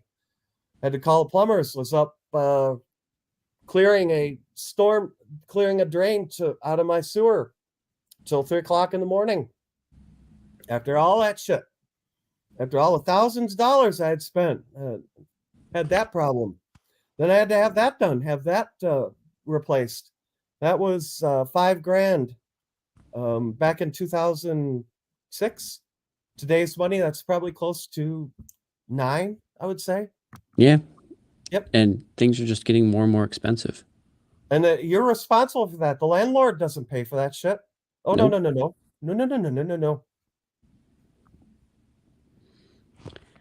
That's why I'm working on that section. That's why I don't recommend getting a house. Work harder on it. You need to. You need to get that, because 2 years ago my furnace crapped out. I live in New England. Heat's pretty important here. You need it 9 months out of the year. basically. New furnace cost me $6,500. Wham! And you don't have a choice, you know. It happened at Christmas time. You want heat? Do you want heat, sir? Yeah. Who doesn't? You want heat? Yeah. Hmm? I know a lot of people up there have Franklin furnaces as a backup, just in case, like a wood Yep. burning stove. Yep. Because you can't go without heat. You're gonna have pipes bursting. You're gonna have a lot of problems. Pipes freeze. That's a real problem. Yeah, frozen pipes bad. Yeah, that's no joke. Oh no, I've seen it happen. Happened in my apartment I lived in before I bought my house. We had a smatter of -40-degree days, and the unit below me was unoccupied. There was no heat going. Sitting there reading the paper, and I hear water going at a very high flow rate. I go downstairs. I had the key to this apartment because the property manager gave it to me because he trusted me. And I go down there. I see basically Niagara Falls coming into the kitchen of this apartment, burst pipe. And somebody had set those little electric space heaters, Yes. Yep. consume enough power to, use nuclear reserve. Hmm. They had set that on the floor, and the water was sitting in the water. Oh So, God. yeah, I had to put on some Doc Marten inch-thick sole shoes and run across there, unplug the heater, so it didn't blow the place up, electrocute or kill somebody. Yeah, that's no joke. Especially Yeah. the old school ones. Yeah. Yeah, they don't make them like they used to. No, that's one thing I will say that's come out of that. They are safer than they used to be. Hmm. Those could be a guaranteed way of burning a house down. That or electrocuting yourself. Like you. Yep. Yeah, those things draw some serious juice.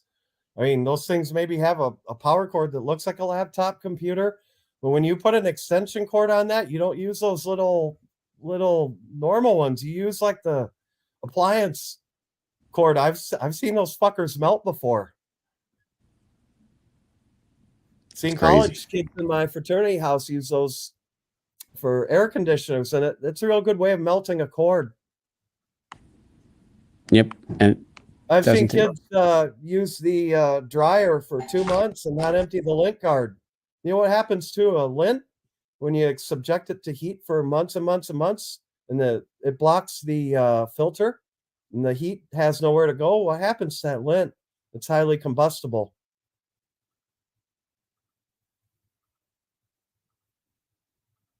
Are you there, Bandit?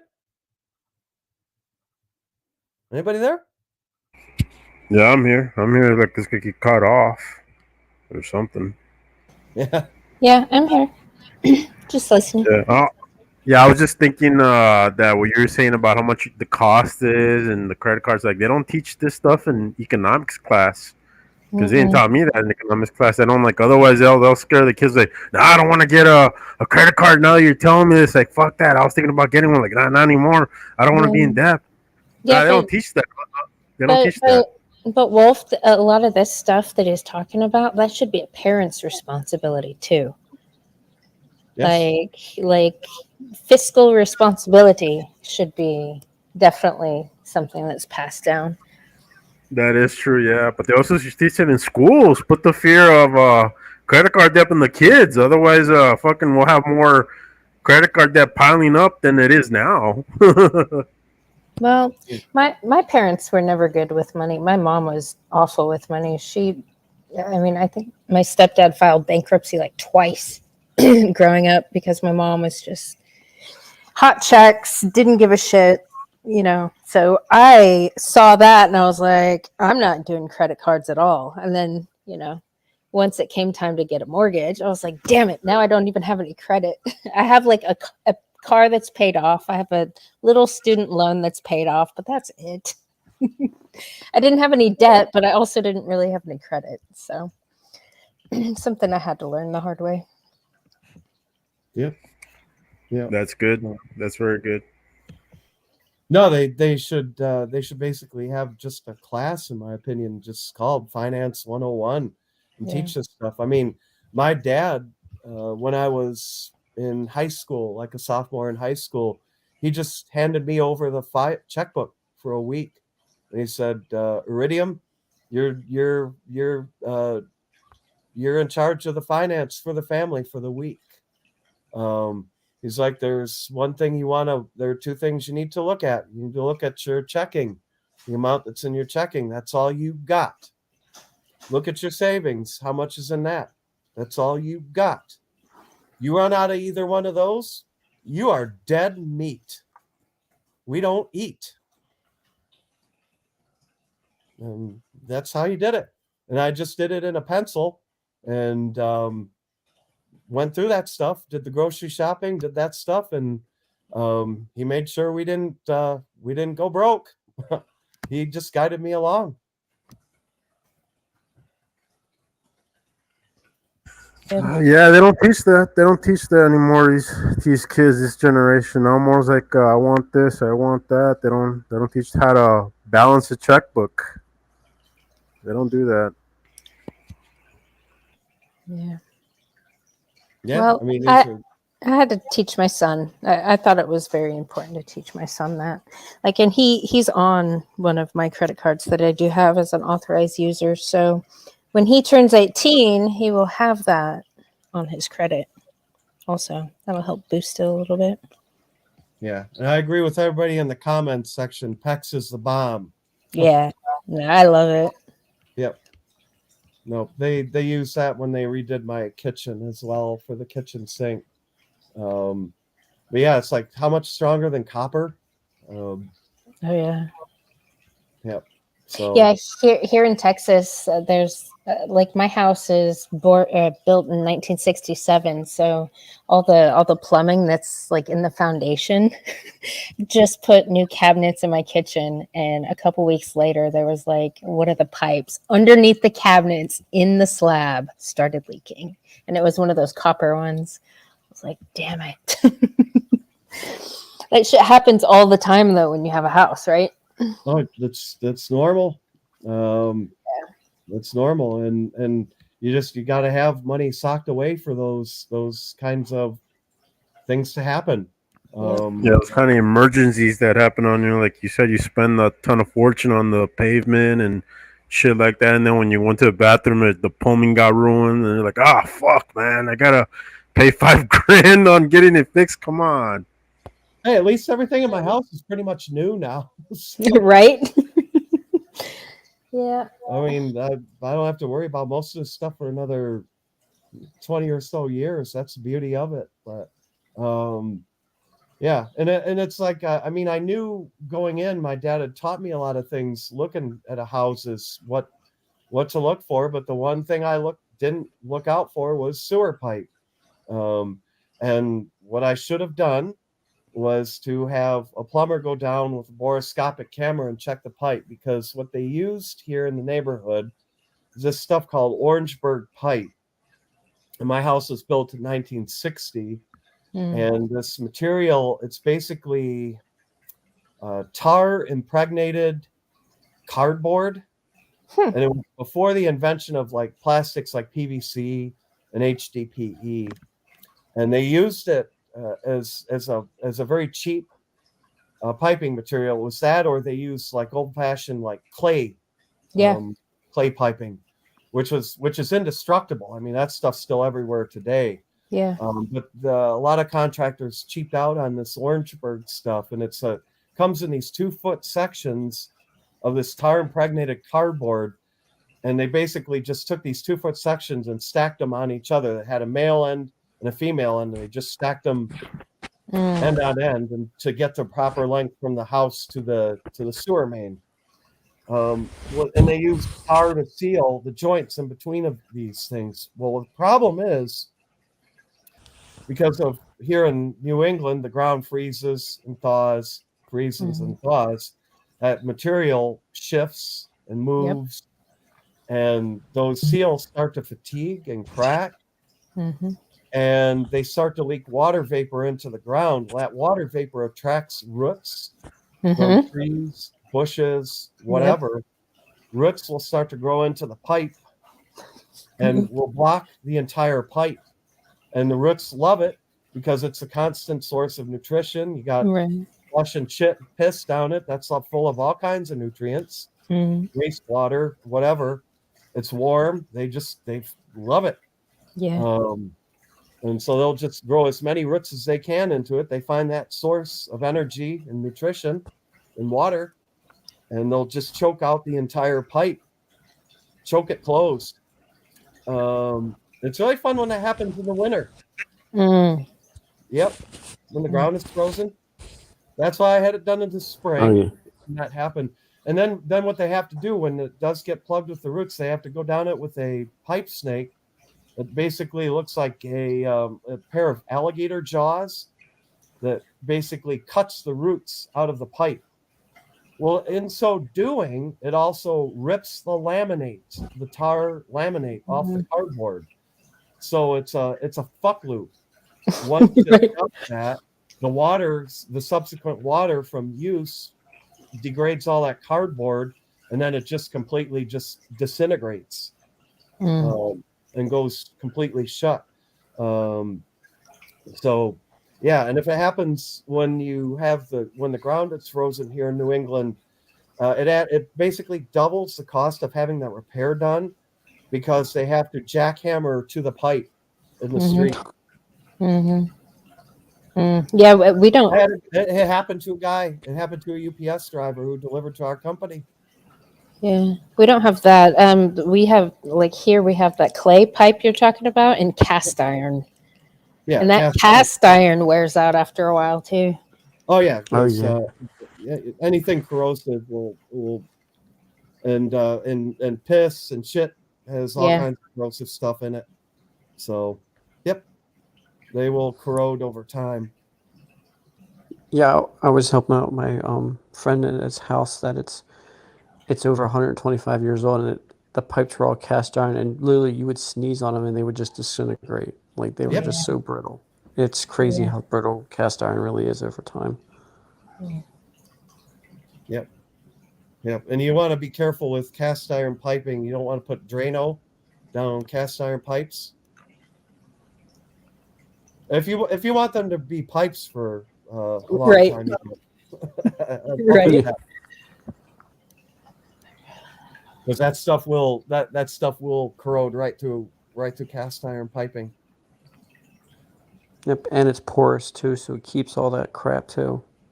That's another thing about cast iron that kind of sucks. Yeah, compared to like PEX. PEX is the way to go. Oh yeah, PEX and HDPE for discharge piping. Yep. Yeah, no perfect house, but there are good ones. I like the older built ones. They just used to build them so much better. Like my house, all the bones, all the studs, everything, all the wood is cedar. Like they don't do that anymore. They don't. Well, the trees aren't big enough. They don't Right. They don't let them grow tall enough to make them.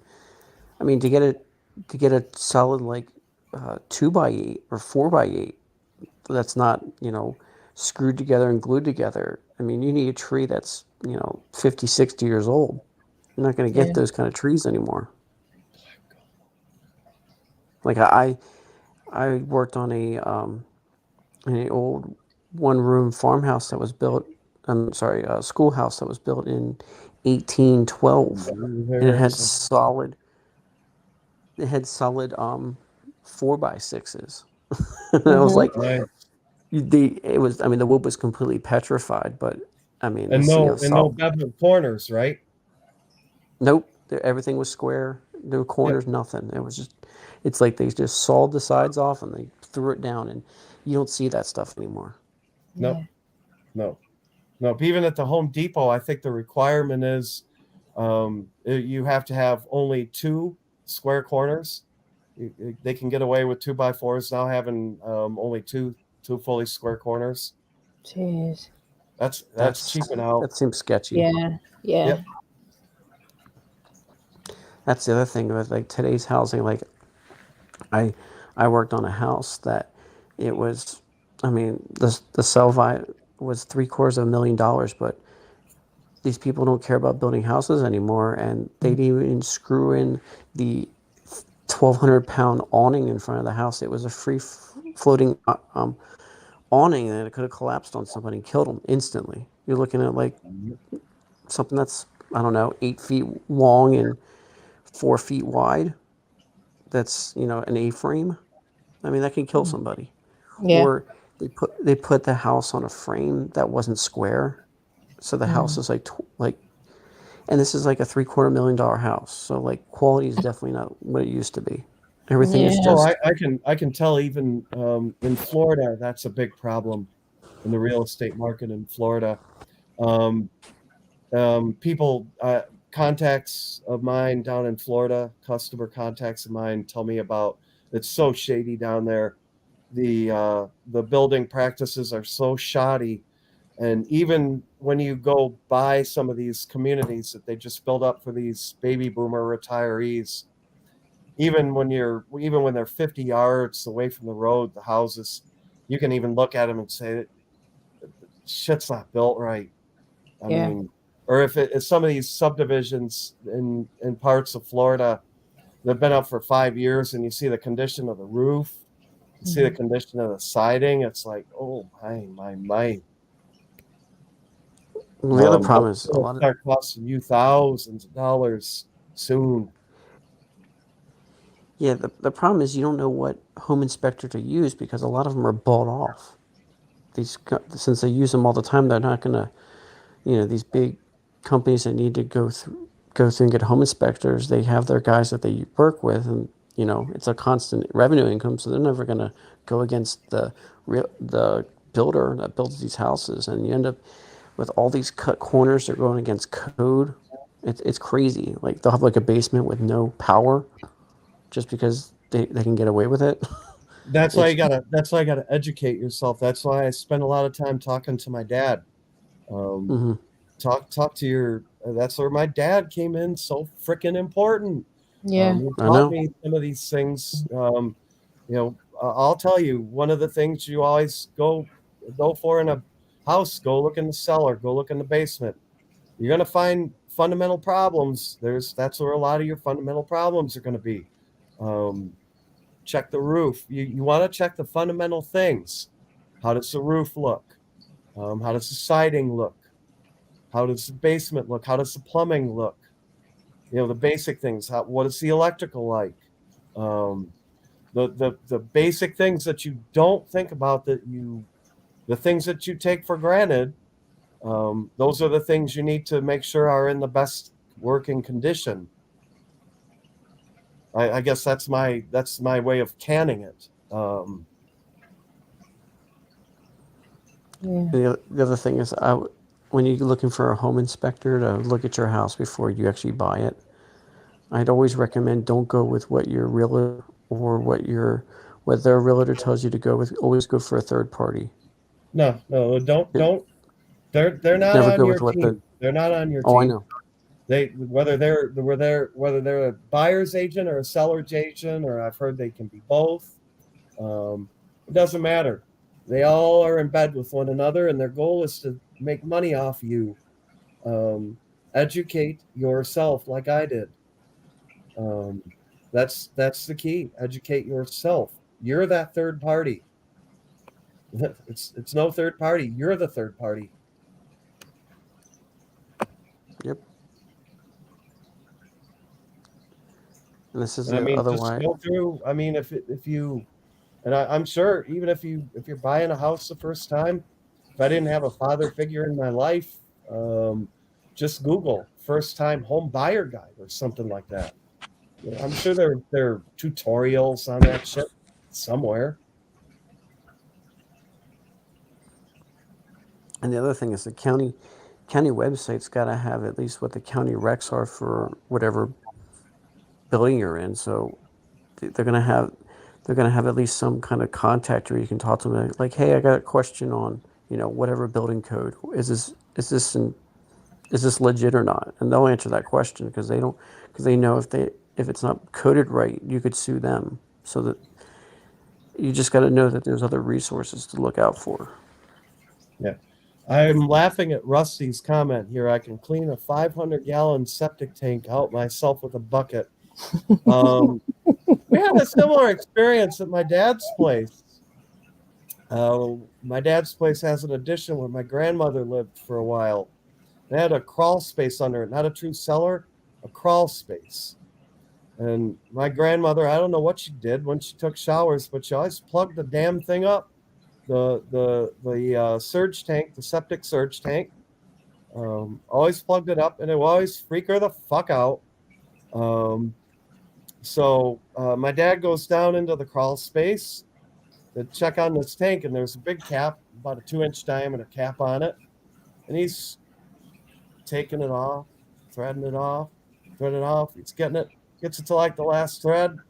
He turns it like another quarter thread. Boosh! Just blows open.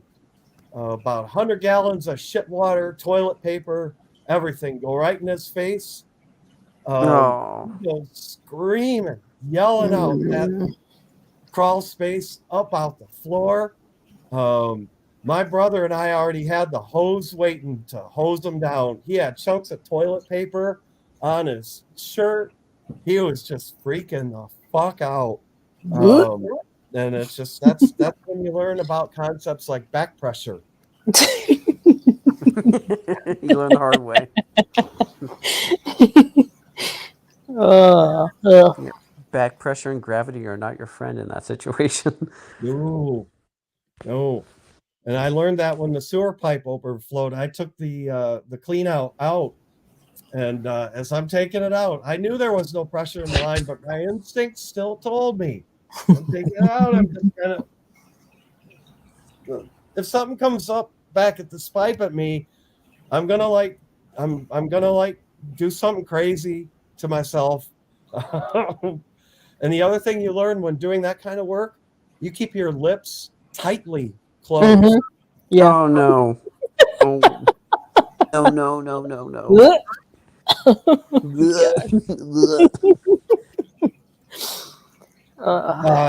No fucking joke. It's happened to me. I will say no more. Well, I guess I don't have any room to talk. I've swallowed fish shit enough times cleaning out pumps and from my goldfish and my koi. Well, I'm gonna give you one for that. It's not like human though, so That But- stuff makes great fertilizer though, for the vineyards.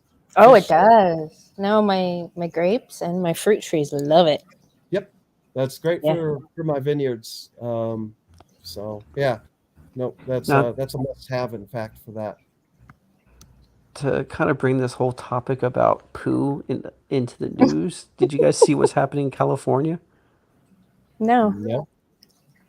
Yeah. Starting in 2027 or 2017, you're now allowed to use human waste and human bodies as fertilizer in California. Oh, human bodies, nice. Yeah. And human waste. Nice. So spreading a disease is going to... I wouldn't buy anything out of California when that happens. No food from California. You Wow. can get violently ill. I might move there just to start a farm. Well, I'm just saying they incentivize I need somewhere to murder put now. crazy bitches anyway. Yeah. Well, they just incentivize murder. Well, it's potato, But whatever. But I'm just saying they're using human waste as fertilizer. Like, how dumb of an idea is this going to be? Waste not, want not. I thought that had already been tried before, in fact. And the problem with it is people, I swear I read something about this somewhere a long time ago. They tried doing that from wastewater treatment plants. They tried to use the centrifuged sludge as a fertilizer. The problem is, like tomato seeds, if you don't chew tomato seeds, they will pass through the human digestive system. They will survive. Yeah. the digestive process. So, and they will actually survive the wastewater treatment process. The spore of the seed will protect it Yeah. from the chemical processes of wastewater treatment. So anybody who used to that stuff in their gardens, they would just get an enormous amount of baby tomato plants growing up everywhere. Volunteers. Yeah. Yeah, but That's isn't this funny. how you spread like tuberculosis and all those like really bad diseases through like Human waste is unclean? not a good idea. No. Well, human bodies, though. Come on now. Circle of life. Well, that's what I'm saying. California's so worried about people. The whole thing they were saying, um, I forget how many BTUs it takes to like um, cremate a body, and they want to use it. They want to basically get rid of crematoriums because it's such an energy waster. That's the rationale behind this whole thing. That's the Oh. cleanest way to dispose. That's the Yeah. cleanest way to dispose of waste like that. I know. See, I don't know. We should just make burning at the stake great again. Nah, I prefer hanging. It's reusable. Ugh. Yeah, You but talk. then what do you do with the body? Do you got Compost. pigs? Do you got pigs? Pigs will literally eat anything. I mean, One of those. literally, you can. I read about that, JR. I saw that story about the woman who fell in the water tower in Hollywood. That's fucked up. Ugh. I do remember that. I remember I read that about a year or so ago.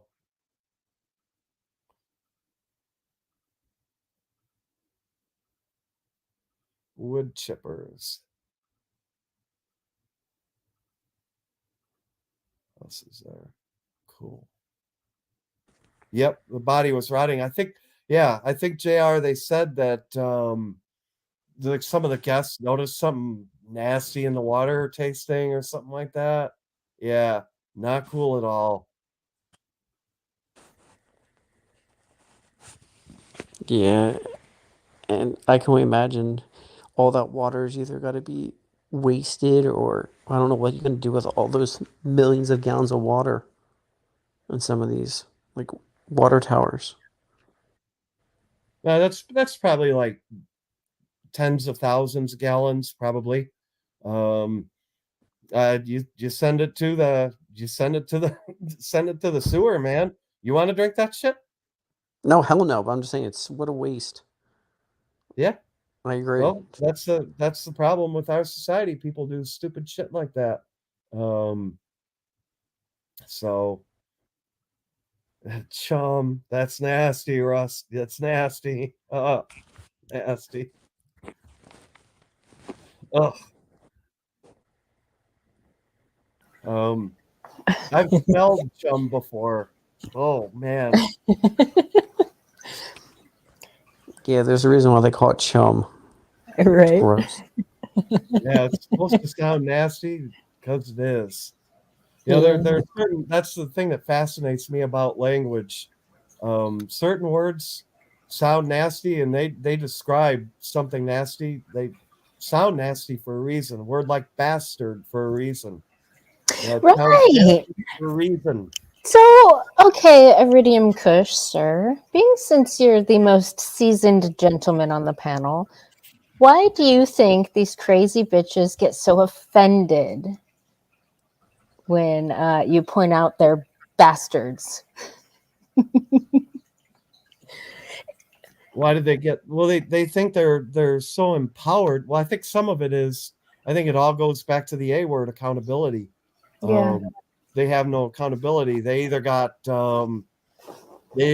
pumped and dumped by Chad, or they had this complex in their head that they're this strong, independent woman and they don't need a man, which is not true. Right.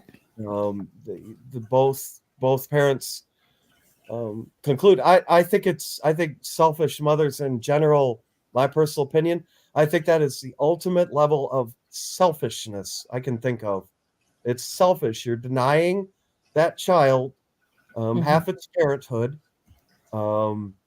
You're not teaching that child the other half of its values. You're not. A father gives a son a rite of passage, and that's what Gone with John made a really good video earlier this morning about this. That men have to kind of go through, whether it's a karate class, martial arts class, whether it's a walking on coals, whether it's getting your ass whooped, beat into a gang, or whatever. You have to face a rite of passage. And that doesn't mean you get coddled by your mom on the way through. You got to get your ass whooped. Got to get your ass kicked. And you gotta lick your wounds, and you got to get up and maybe get your ass kicked again.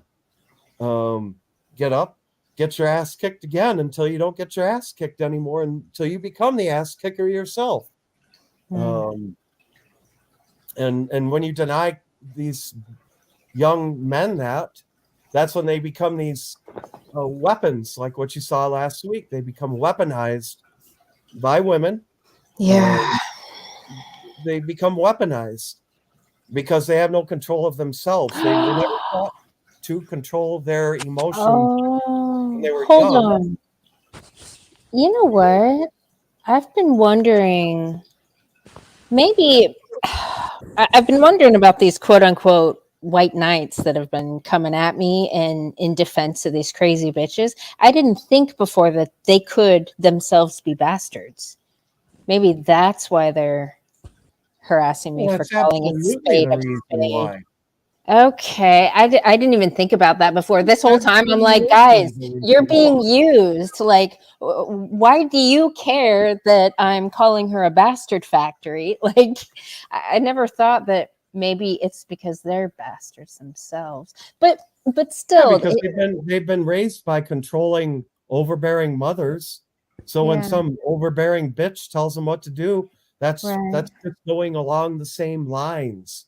That's following the same path, going along the same lines. It's just following the natural course for that person. Yeah. Yeah. So it wouldn't surprise me if there's no father in their lives. No, these are grown ass men. Like, I mean, but the thing that I found really twisted, like, there's a specific crazy bitch that instead of taking accountability for a mothering mistake that she made that I pointed out to be abusive towards her son husband in training, instead of taking any personal responsibility for that, she tried to twist it and accuse me of coming after her kids and accuse me of being a pedophile because I called them a bastard and because I called out her abusive tactic. I'm like, how does that even make sense? Well, that's what I watched your YouTube person. I subscribed that video. It's the what do you call it? The Scarlet Witch. Um, that Oh, yeah. Iron Sun. the women influence the men Yeah. to be hateful, to be angry. That if you don't teach them, if you don't take these women seriously, they lose their power. Yeah. And I've seen it happen. I've seen them melt myself. If you call out their bullshit, if you don't respond, if you don't act out aggressively or emotionally, they're powerless. They don't have their power. It's the same reason why women go crazy when I ignore them in a bar. They don't have that power over me. Right.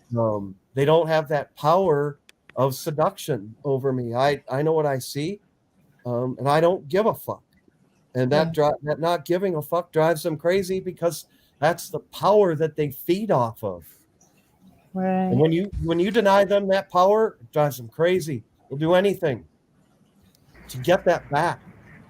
Yeah, it's indifference, right? When you're indifferent to them, that's when they flip out. Yep. It's the validation too. It's that narcissistic hit of, wow, the attention. Wow, I get something out of this for just existing. Like it must. It's I guess it's hard for them to not realize that not everybody gets that kind of attention, and when it goes away, then you get the whole, you know, where all the good men at and all that crap.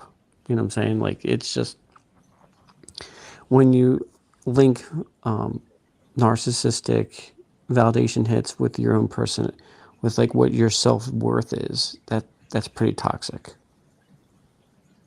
Yeah. and always leads to bad outcomes. Yeah, I mean, I see that kind of stuff all the time. I mean, I don't. The last thing I'm going to do is sit on here and brag about how much money I have, what kind of car I drive, what kind of house I have. I mean, if you guys want to know, I'll answer. But I'm not going to go out there and showboat it around in front of people. That's not my steez.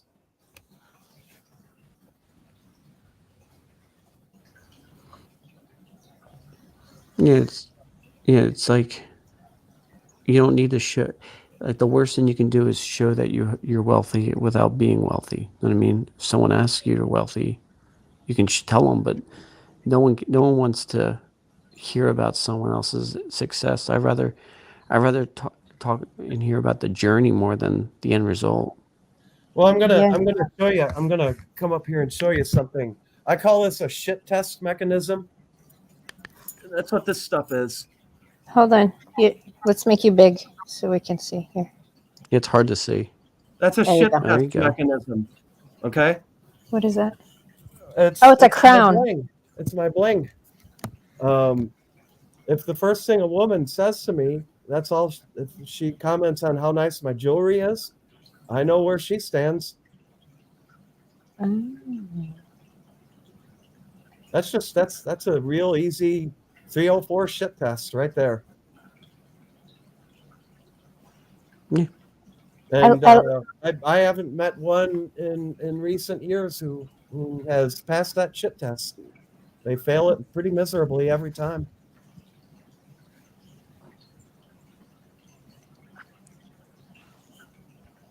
I don't hear anybody talking.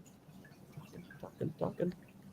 Yeah, I don't know. Yeah, like I was saying, like, yeah, I mean, I think you should test them like that. You should do that just to see who they are. Yeah, I mean,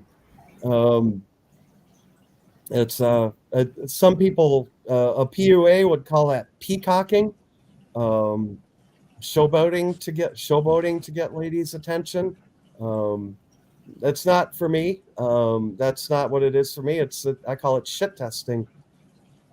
I call it an easy way to shit test and filter. And I like I said, my record's pretty unbroken in that department, wearing this stuff.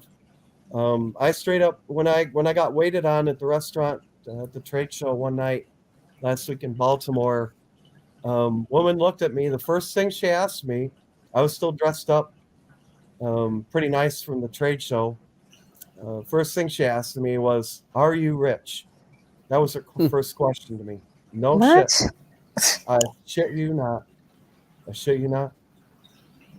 First question I would ask is, how much do you weigh? You I want to go down that route? Let's go. How much do you weigh? How old are you? What's your dress size? Dude, the Yeah. family. What's your dress size? Yeah. How many bodies you been with? And this woman was not attractive. Oh, I'm sure in her mind she thought she was a 10. But I'd say she was probably more like a 3. Probably dropped her down to a 1 after that question. Yeah. She got a tip for bringing my food out, and that was it.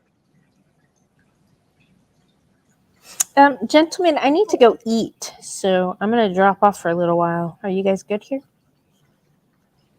I'm actually gonna Yeah, drop I'm off. good. I gotta eat myself. Okay. I think I better go too. Yeah, might as well. All right, we can call it. That works for me. Yeah. Okay. All right. Mr. Iridium Kush, I still want to have that discussion. I want to have a bitch fest about how the generations have changed all the things. Yeah, I agree to that. Okay. Yeah, Well, I answered the whenever. email. I agree to that. Okay. Well, I don't want to write you back anymore. Why? You scared? Well, cause I'll write you back. Well, because I asked whatever day's good for you, because I don't have anything planned, and I'm good usually in the evenings. So I was gonna leave that to your, because I know you're the busy one. Well, Saturday night's cool with me.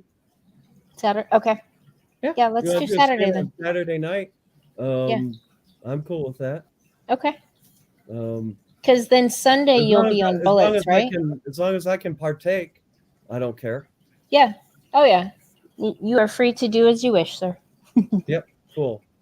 Okay. As, So what time for you? Like 8, you could do it earlier, 7 if you want. 7? Okay. So you're Eastern time, right? Eastern time. Yep, 7. So Okay. That'll be 6 your 6. time. Okay. I will set it up. Perfect. Yeah. If you want to if you do like what Bullets did, you can email me that. I will one of these days when I actually have free time, Hmm. try and figure out how to use StreamYard better and Yeah. maybe do my own streams Yeah. someday. But yeah, that's not gonna happen overnight. Right. Yeah. No, my son actually showed me. He set it up for me and showed me how to work it. So it's actually pretty easy I figure it is. It's just a matter of me sitting down and in doing it. walking through it. Yep, it's just a matter of walking through it. Okay. Well, let's shoot for 7 my All right. time, or 7 your time. So that'll be 6 my time. Okay. Okay. I gotta start writing this shit down, or I'm gonna forget. I'll email you the time and date. How about that? Or I'll create it and then I'll just email you the link. I can't misspell that one. Yeah. Well, I'll challenge you. Send the date to me in European format. Okay, You know that I how to can do that? do. You know how to do that? Yeah. No, I'm just kidding. All right, Iridium Kush. Thank you, sir, for All right. Have a good joining night, this everybody. conversation. I learned a lot from listening to you guys. Okay. All right. Have a good night. I'm gonna All get right. some to eat. All right. Bye. Good. Well, thank you Have for a good having me, one. Mandy. And yeah, it was a good one. Thank you for talking to me, Bandit, and thanks for the discussion. So I hope you guys have a Yep. great night. All right, Nella Same Wolf. to It you. was good chatting with you too. Well, peace out. Hey. Hey. Well, So you enjoy your dinner. I will. I'm starving, so. Okay. Well, you have a good one. You too, Bandit. Thank you. And Right. that was cool. I like the Boy Scout thing. Yeah, I definitely Was- go more into a lot more depth about it. But Yeah. it's just an overall like setting, Yeah. Well, talking about things that that's one avenue that young kids will have. I know Cam joined the Boy Scouts for a little while. He wasn't a big fan of it. He it did wasn't more what it used to martial be. arts. Yeah. He enjoyed the kind of the basic principles of martial arts. Mm-hmm. Yeah, I mean, as long as you're getting some kind of organized structure and Yeah. reverence and stuff like that, that's fine. But I'm just trying Yeah. to do it more of a overview of like what to look for principles in an organization, because no one talks about this kind of stuff. Like, what Yeah. does the organization stand for? Does it match your morals? Yeah. Maybe we should start, if we ever want to start a new community or organization, we should start doing this kind of model with having, tenets and morals and principles that it stands for, and keeping to those standards. Yeah. That way you can set examples, stuff like that. Yeah. Man, I don't know. I have not been keeping up on the shit show the past couple days. The last thing that I saw, I think, was on Free Zone Lou's panel. He dropped Sunkissed off because she said she didn't know any white gospel singers or soul singers or something. And then, you know, he made a big deal about, oh, well, you're not in this conversation because you don't have anything to add. And I thought that was really shitty. And then Past to $40 chimed up saying, well, I don't know any either. And instead of him fucking dropping him and not, you know, being a fucking hypocrite, like, he just changed the subject. That's where I just turned it off. Because I'm like, see, this is the fuckery that I do not like to get involved in. No wonder she's pissed. Because guess what? Out of all of that, they fucking started it with her. And she's not giving up on it. So. Yeah, and the sad thing is, I couldn't answer a white soul gospel singer. It's not my type of music. It's not my kind of, you know what I mean? Like, I have no idea. Yeah. So, Yeah. just because you don't know certain things doesn't mean you can't add to the conversation. That's bullshit. Everybody has No, they were just being shitty. Like, they've been shitty to her from fucking day one because she's a black woman. Period. The end. And they can dance around the fucking subject all they want. They can praise fucking women like Alice and try to pass her off as being a conservative, traditional woman. But that's She's just not, bullshit. though. She's not. She's not. And Yeah, I still fucking stand on that. So. If you want a conservative person, talk to Marie. You know what I mean? Right. Let's be real here. Right. I mean, right. I mean, no, Sunkiss is literally more conservative than any of the bastard factories that they praise. 100%. She's been married for 18 years. Yeah. I mean, how much more conservative can you possibly get? She doesn't have any bastards. She was married before she was pregnant. Like, I know. Yeah. And they totally disregard all that shit and fuck with her. And I don't like it. The thing is, you have to come to the point when you have to just realize I'm going to take my channel to do what I want. And I tried to, mend bridges, kind of like that conversation I had with you and Coffee. Yeah. Yeah. I tried to be reasonable. I tried to be fair. And then at one point, you just have to walk away. And you say you tried and, you're dead to me kind of stuff. Yeah. That's kind of where I'm at with all the fuck shit. Like, all the crazy bitches. I'm done arguing. I'm done trying to talk to the crazy bitches. I've already warned them what's coming. And I refuse to put myself in any more situations where they can get off on abusing me. So I'm done with it. Absolutely done. That's the important thing. Yeah.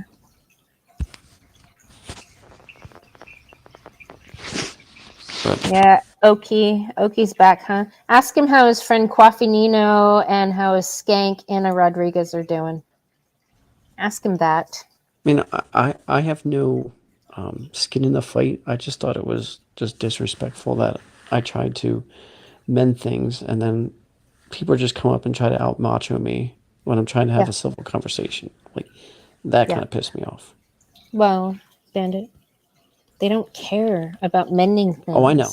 They want to dominate. They want to abuse. They want to be right. They're not even coming to that in good faith to begin with, because they're not good faith type of fucking people. Because going up to the Boy Scout law, like, they have none of these fucking qualities. None of them.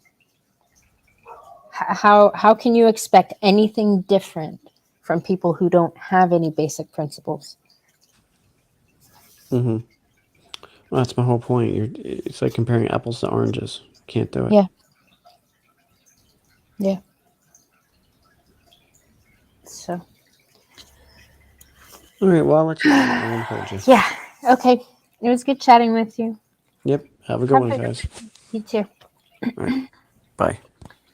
JR, good to see you. Rusty, I hope your mom gets better. Mr. Pliskin. Nella Wolf. Good chatting with you too. Mr. Iridium Kush. I sent him an email and he sent it back absolutely corrected. All my grammar, my spelling, all the things.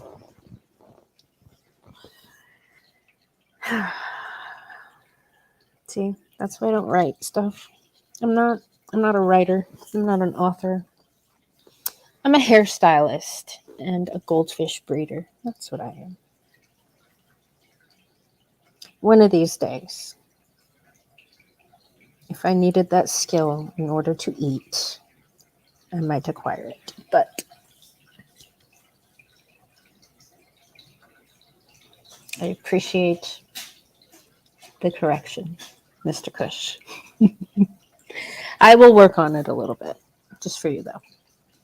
I know it's important to you. All right, everybody. Have a good night.